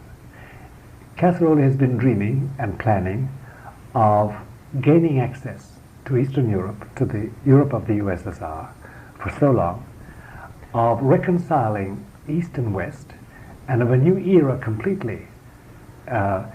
He is not in any sense a supporter of capitalism, or of the democratic egalitarianism, as we call it in the United States and in Canada. He is not of that ilk at all. He is much more inclined to think of another world order, a new world order, arranged along the lines of harmony and brotherly relationships and universal peace, none of which really are Catholic ideals, because the Catholic ideal is only realized in a soul that dies and goes to heaven, ultimately. That's the only one.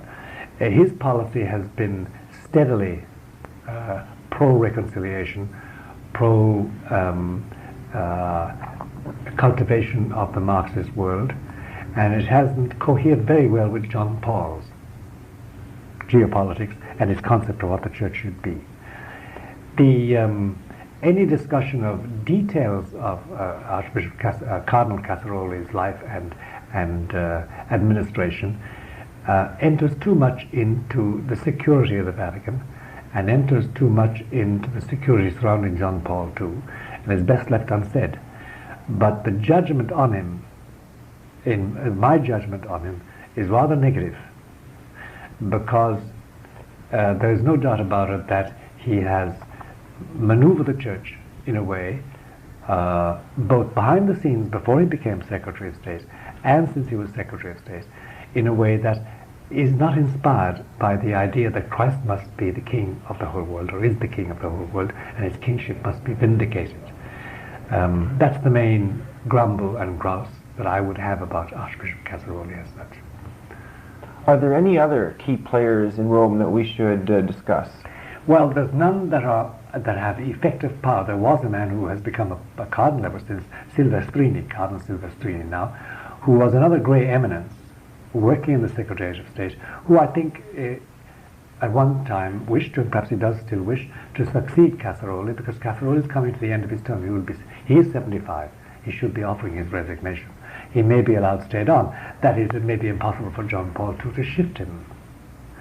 But Silvestrini was another grey eminence who, again, directed the Church in its foreign policy along paths that don't cohere with the pastoral and the supernatural mission of the Church. You see, all these men are priests. All these men are clerics. All these men are supposedly devoted to the kingdom of Jesus. All these men are supposed to spend their waking hours, and some of their sleeping hours, working at that. But an examination of the administrative decisions they make and have made, and of the men they appoint, of the policies they implement, of the strategies they adopt, don't point to men who are laboring for the kingdom of God. They point to politicians who are looking for the aggrandizement of some worldly power, one way or the other. Have some of them been bought? Yes. We think some of them have been bought. Have some of them merely been corrupted by power? Yes. We think some of them have been corrupted by power. Have some of them sold out to the enemy? Doubtless there are people who have sold out to the enemy, because that's the only way you can explain certain things. Minor details, for instance, as the conclave that elected John Paul II met on Saturday, October 14, 1978. He was elected on October 16. There was no agreement on that Sunday between the two main factions in the conclave. But listen to this as a point of what we know can happen in the Vatican. So they went to bed that night with no pope and no prospect of a pope. And then the next morning, suddenly throughout the whole conclave, Cardinal Karol Wojtyła's name from Krakow, Poland, started rising to everybody's lips. And he obviously was going to be elected pope. They had to arrange things and talk over it, but that was it. The first people to know that was the Polish Communist Politburo in Warsaw. Now wait a moment. The conclave is locked up. There's electronic surveillance. Nobody can communicate with anybody. how did the Polish Politburo know that Karol Wojtyła was going to be Pope? Would be announced the next day. They did. So there are people who are bought, people high up, and it is inevitable. It was always the way. But in this world of ours, where the combat is very close, and where the enemies are very, very intense, this is a very, very serious thing. And especially when you're a man like John Paul II, walking on the edge of a cliff all his life as Pope, this is very, very serious.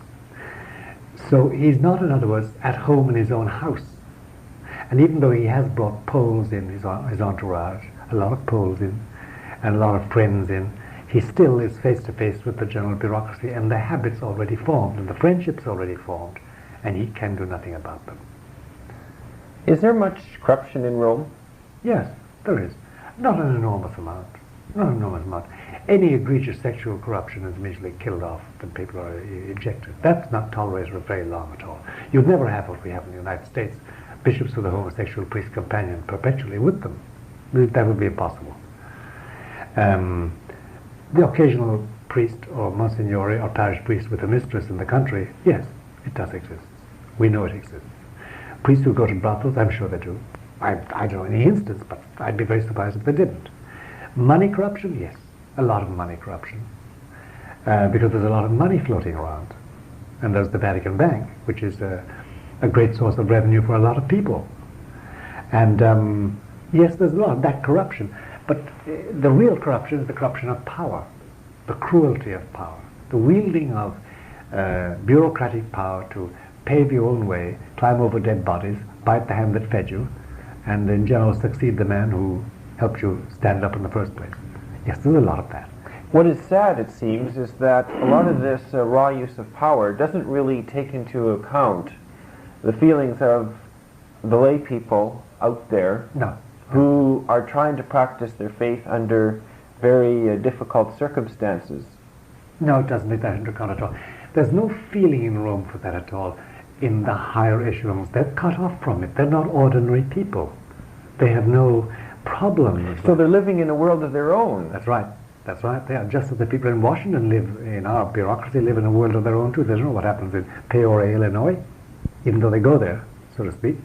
But they don't even go there. They can't go to the Universal Church in Rome. They live apart from it. Now, balance it all by saying there are hundreds of holy men and women in Rome, priests and religious and nuns, hundreds of them. None of them occupy high posts. Holiness is not compatible with that sort of bureaucratic life. It's simply not compatible. You can't stand it. You can't take the lies. You can't take the deceptions. You can't suffer the ambitions, which has nothing to do with the salvation of men. It's purely and simply human ambition, and vanity, and pride, and factionalism, and divisiveness, and gain, and advantage, and the pride of life, and good eating, and good living, and traveling at the Holy See's expense. So it has nothing to do with salvation. Let's take it back to the laity, though, who are trying to work out their salvation. Yes. Many of them see these abuses in the parishes and in the diocese. And so they sit down and write to a cardinal, quite often Cardinal Ratzinger. Yeah. And they'll send all kinds of documentation about these abuses. Yeah. And then they don't hear back. Nothing gets done. That's right. And Rome loves it. Rome loves it. Because as long as it has the papers, that's all that matters. Now, any deviation from rule, any revolt is what they can't stand. But they don't mind all the letters and the paperasseries, the French call it. Rome is full of paper. And there's no difficulty there. But the idea of taking up what the little widow in North Carolina has written about what the parish priest doesn't or does do, oh no, that's like meat climbing beneath the closet to kill a fly. You know, it's not their concern. They're not concerned about that. And de facto, the little widow in North Carolina who does write that letter, what she has to do is to pray and put up with it all, because that's the way the church structure has been built. And until God changes it, we've got to put up with it. That's our cross. And we've got to pray for it. There's no change. There's no change in the offing even in that. That's not going to change. And I know organizations of men and women in this country that have gone to Rome, a whole group of them, financed themselves, and they've written out their objections, complaints, and difficulties, and they've gold embossed the book, and they wait for the card, and they put it into his hand, and they receive his blessing, and they get a letter about a week later saying that His Eminence has read it, and he feels that the church is blessed by having such fervent Christians. Period. Full stop. That's it. And Rome is delighted. These people are faithful to them. They come to them with their complaints. Nothing is going to be done about it. Rome is never afraid of paper. Paper is not what frightens it. Mm-hmm. Rome is only frightened by a man like Archbishop Lefebvre, who says, I'm going to consecrate 4 bishops. Let's take a look at the Lefebvre issue and others as well. It seems almost as if Rome is, on the one hand, protecting some of the bad people out in the field. You have all kinds of heretical theologians, and nothing is done about them. And yet you have, let's say, people, traditionalists, like Archbishop Lefebvre or Father Nicholas Gruner, and every attempt is made to suppress them. Well, take Archbishop Lefebvre and compare him, say, with probably the outstanding heretic today, Hans Kung. Or, well, since Hans Kung has been declared a non-Catholic theologian, let's take Charlie Curran or Walter Casper. They don't consider Walter Casper a danger or Charles Curran a danger for one reason only. He didn't challenge their power. He's just talking theology, and who cares about that? Archbishop Lefebvre said, I'm going to validly consecrate 4 bishops with jurisdiction. That's challenge in power. He's challenged canonical power. Now, their answer was to take out the howitzer and blow him out of the water.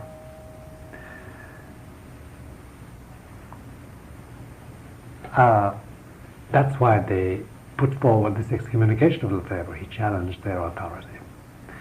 Whereas they're not going to challenge Walter Casper or Charlie Curran for the simple reason that there's no threat there.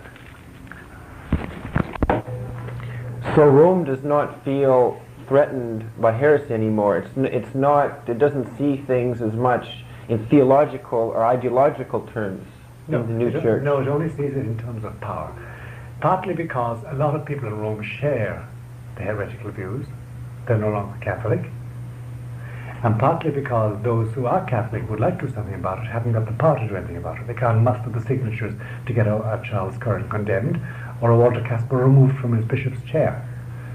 So the only thing left that they do value is their power, their jurisdiction, and that resides in a bishop who can consecrate priests. And therefore that's why they ultimately turned on Archbishop Lefebvre and sent out this bill of excommunication against him. And that's why they don't, let's say, send out a bill of excommunication against Charles Curran. That's right. That's right. He does not bother them. He bothers the local people. He bothers me. He bothers anybody who's listened to him talking or read his books or studied his life. But that doesn't bother Rome an awful lot. It bothers, but they regard it as something which is passing. It doesn't challenge their position. Whereas their jurisdiction and their power, that's their soul. That's their soul. Now, we've discussed the infighting going on in Rome. Is this infighting mainly based on power, or is it 2 ideological camps? Based on power, based on 2 camps of power, or 2 camps fighting for power, both camps differing in their beliefs. One is Catholic in the traditional sense. The other is neo-Catholic and is not Catholic any longer in the traditional sense. It's neo-Catholic. It wants that loose aggregation of communities all over the world that profess to be Catholic and honor the Pope as the honorable chairman with a casting vote amongst peers, amongst equals. But the centralized church of Petrine authority is no longer their ideal. In fact, it is ancient and outmoded as a way of looking at the church's government. That is a pity. It means that the infallibility of the Pope, the primacy of the Pope is challenged. They're both dogmas of faith. These people say, well, it must be reinterpreted. Of course he's infallible under certain circumstances. Of course he has primacy under certain circumstances. But we must redefine that in the face of new realities, which means that he's not infallible and he hasn't got no primacy. But they phrase it in such a way that they can get out of what they're really trying to say. They're always trying to get a new understanding of something. It's not quite what you fellas say, they will say. It's something else. Of course he's infallible, certain infallibility, and he has a certain primacy. But it's not what you call it. It's not what you say it is. And they're very clever. Oh, they're extremely clever. They hold on, and they hold on, and spread it throughout the church. I think if you were to ask, go around, say, the parishes of these United States, and there are about 400, 500 parishes in the whole country. But no, more than that, but whatever number there are, I think you'd find that rarely does anybody preach about the infallibility of the Pope or the primacy of the Pope, and most people don't believe it any longer, just as they don't believe in the real presence of Christ in the Blessed Eucharist any longer. It's symbolical. You can't exaggerate too much. It's not cannibalism. We're not eating Christ. It must be much more human and modern and scientific and reasonable for modern people. How can you say you eat Christ in the Blessed Eucharist? How can you say the Pope can command people in Texas to do what he says? The world is too large. He can't decide for every nation and every ethnic group and every race and every culture. So they finesse everything to the point that the ancient dogmas fly out the window or are torn to tatters. And of course one of these is the Petrine authority. Let's take a look perhaps a bit closer at this present Pope and what his strengths and what his weaknesses are. Yeah, his strengths are manifest and his weaknesses are manifest. John Paul II's strength is that he has not yet once violated one rule of faith. He has not yet once said or taught anything which is against faith. And that's an awful lot to say for a clergyman today. He has proven, therefore, to be totally Catholic. Where his weaknesses lie is in his effort to compromise as much as possible so as to divert any trouble from his head, because he has enough trouble already. And there he has, I think, made prudential mistakes. When he found out they had arranged, for instance, the day of Assisi, if you remember, in 1986, yes, he should have said, I'm not going. He didn't. He went along. He didn't arrange it. They arranged it. He should have refused to go along with it. When he found out that they were out to kill off Archbishop Lefebvre, he said, no, I'm going to Econ myself, he should have said, and done, and gone. He should have reconciled with Lefebvre. It was very easy. Or put off the evil day. He didn't. Trouble. He couldn't deal with it. He had too much trouble.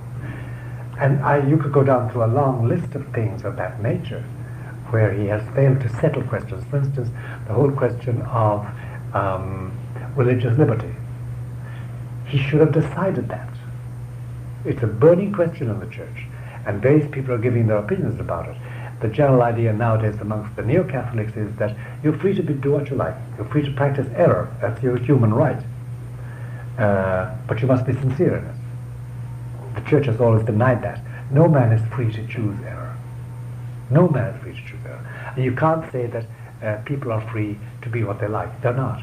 They have to come to Christ through the Catholic Church. That is Catholic doctrine, because outside the church there is no salvation.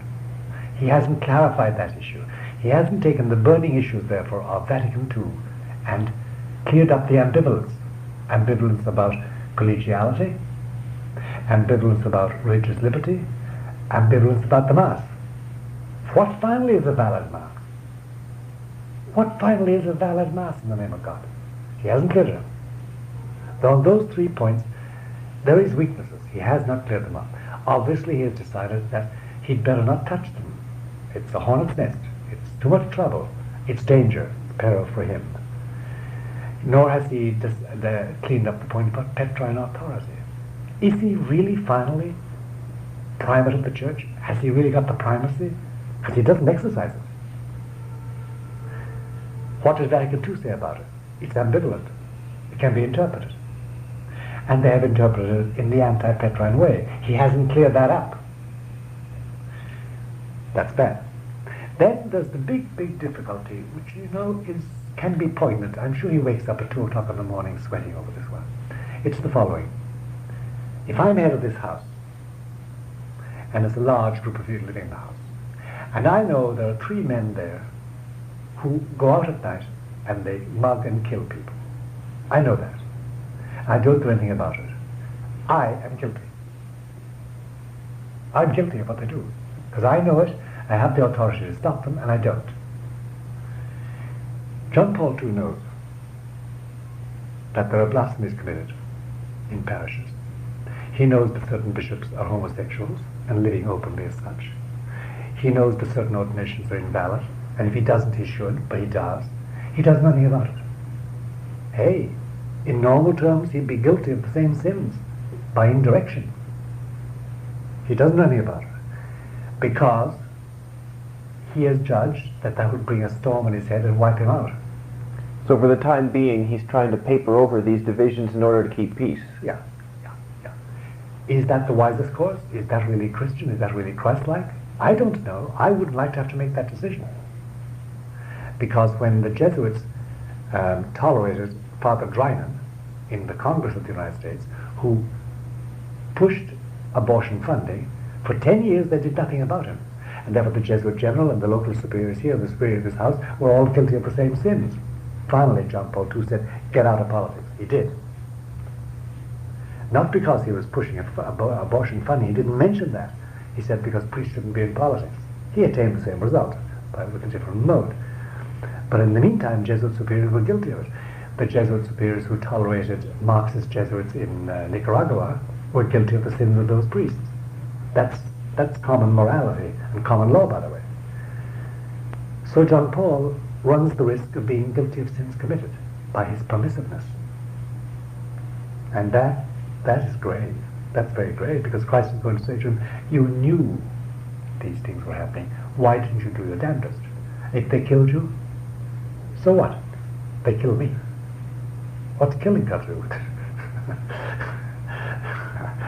That's the difficulty about it. Now, John Paul's judgment is he's got to wait, hold on, because the alternative is worse. He thinks. He's got to hold on until Our Lady comes. But that brings us to the whole outlook, vision, and policy of Jesus. What he's about. What is he about?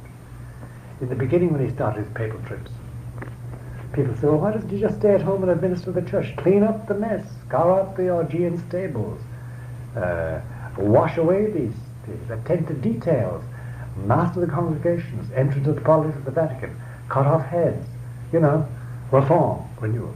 He didn't.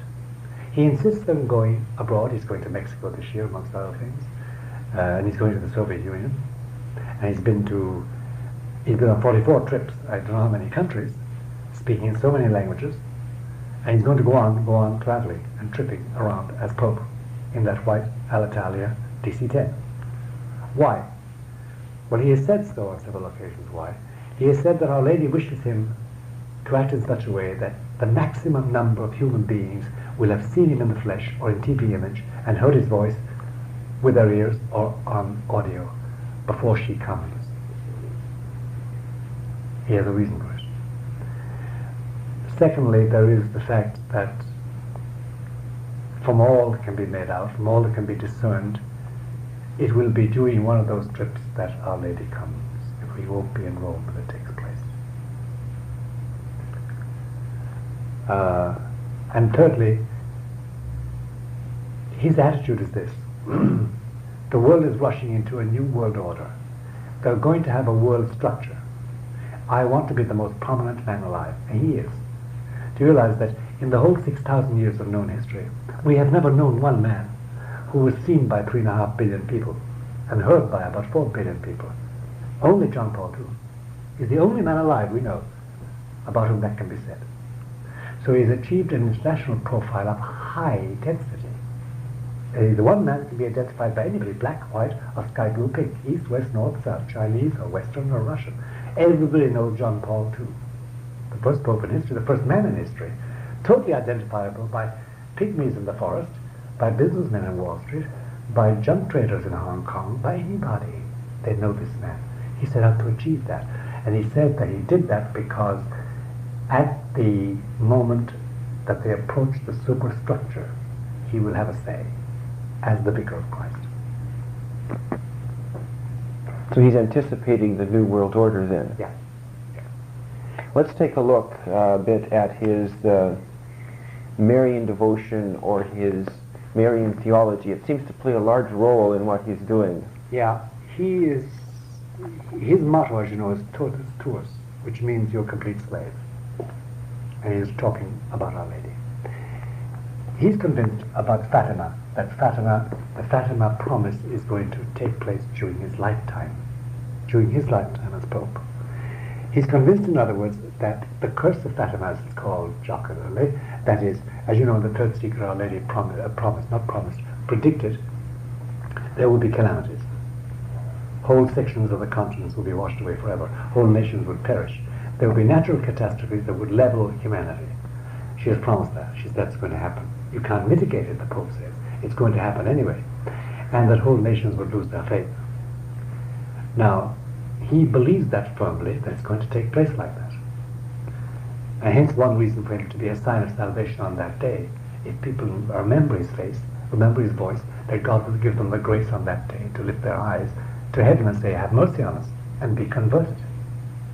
That's his outlook on it all. And there's a lot to support him in that. And this is the chariot, the motor that drives him in his work and in his perseverance, because any other man would have been broken by what he's been through.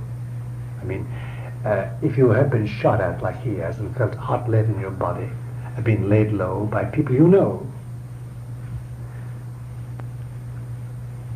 I think after that you'd retire and lead a very quiet life and administer your parish wherever you are and stay quiet. John Paul hasn't stopped. He hasn't stopped in Poland, he hasn't stopped in Russia, he hasn't stopped in Europe, he hasn't stopped in the Americas, he hasn't stopped in Asia. He's still going stronger and stronger every day, and has more influence every day of the week. He increases his influence, and is accepted amongst the secular leaders of our world as somebody so agile in diplomacy, so expert, so knowledgeable, they can't do without him. There are 116 nations now have embassies at His Holy See in Rome, and they insist on having it for information, for influence, for his counsel, for his general power. And this man hasn't got an army. So it has paid off in that sense. But his idea is that he is an instrument of Our Lady, and of Our Lady of Fatima. In other words, he's going to assist at the conversion of Russia. And he doesn't call the present movement in Russia a conversion at all. It's a Leninist plot. Gorbachev being a hardcore Leninist thinker. That's his attitude to Our Lady. He is tenderly devoted to Our Lady. He has a great devotion to her, had always, is consecrated to her, has consecrated Poland with Cardinal Wyszynski in his day, back in the 1960s, and has consecrated the world to Our Lady, and is waiting for the time that he will be allowed to consecrate Russia to her Immaculate Heart. He says he's not allowed at the present moment. So he's totally devoted to Our Lady. In that, he's made many enemies. When he wrote, for instance, a letter in February 1982 telling the bishops that he wanted to consecrate Russia to the Immaculate Heart of Mary, some of them never answered him.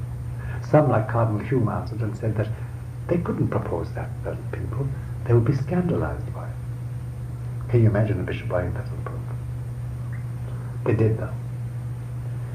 And they regard him as a Polish bishop who's gone astray and ended up as Pope in the Church when he should be in a diocese in Krakow in Poland, hidden away. Got him meddling with affairs that he shouldn't meddle with, and imposing his conservative views on a church which is trying desperately to advance and join humanity and be part of the human race. So he has enemies, dire enemies, who would like to see him dead and out of office. And failing his death by human hand, or failing getting him out of office, they want him to retire. After all, he's 70. 5 more years. He, by the way, according to canon law, can resign, and nobody need ask him a reason, and he'd give a reason to nobody. It's in canon law. And they would like him to declare 75, but he's retiring because of old age, because of ill health, and because he has outlived his usefulness, and he can help the church in other ways, and then put in their own man. But they forget one factor. He is the personal representative of Jesus. And believe me, Bernard, there's nobody more vengeful than Jesus when it comes to what belongs to him. And there's nothing he prizes more than his church. And nothing the church he prizes more than Peter, on whom he built the church. And those who are now tampering with the papacy and tampering with the Petrine office and planning to get rid of the last man who stands as a guard over it, they are facing a Christ who is full of wrath and anger, not forgiveness, not compassion. You have touched the very reason he came on earth. And that promises for them a terrible punishment. Also for us, because we happen to belong on the same caravan in history. But it's a caravan which is wending its way towards a crossroads where I think the times of Satan are finished, and we're going to see a time of surcease and peace for the church for a while, until the last big struggle comes. And that's Antichrist. And that's the end of all. Thank you, Father, for participating in these interviews, and I hope they have been helpful to our listeners. Thank you very much, Bernard. It's been a pleasure. It really has.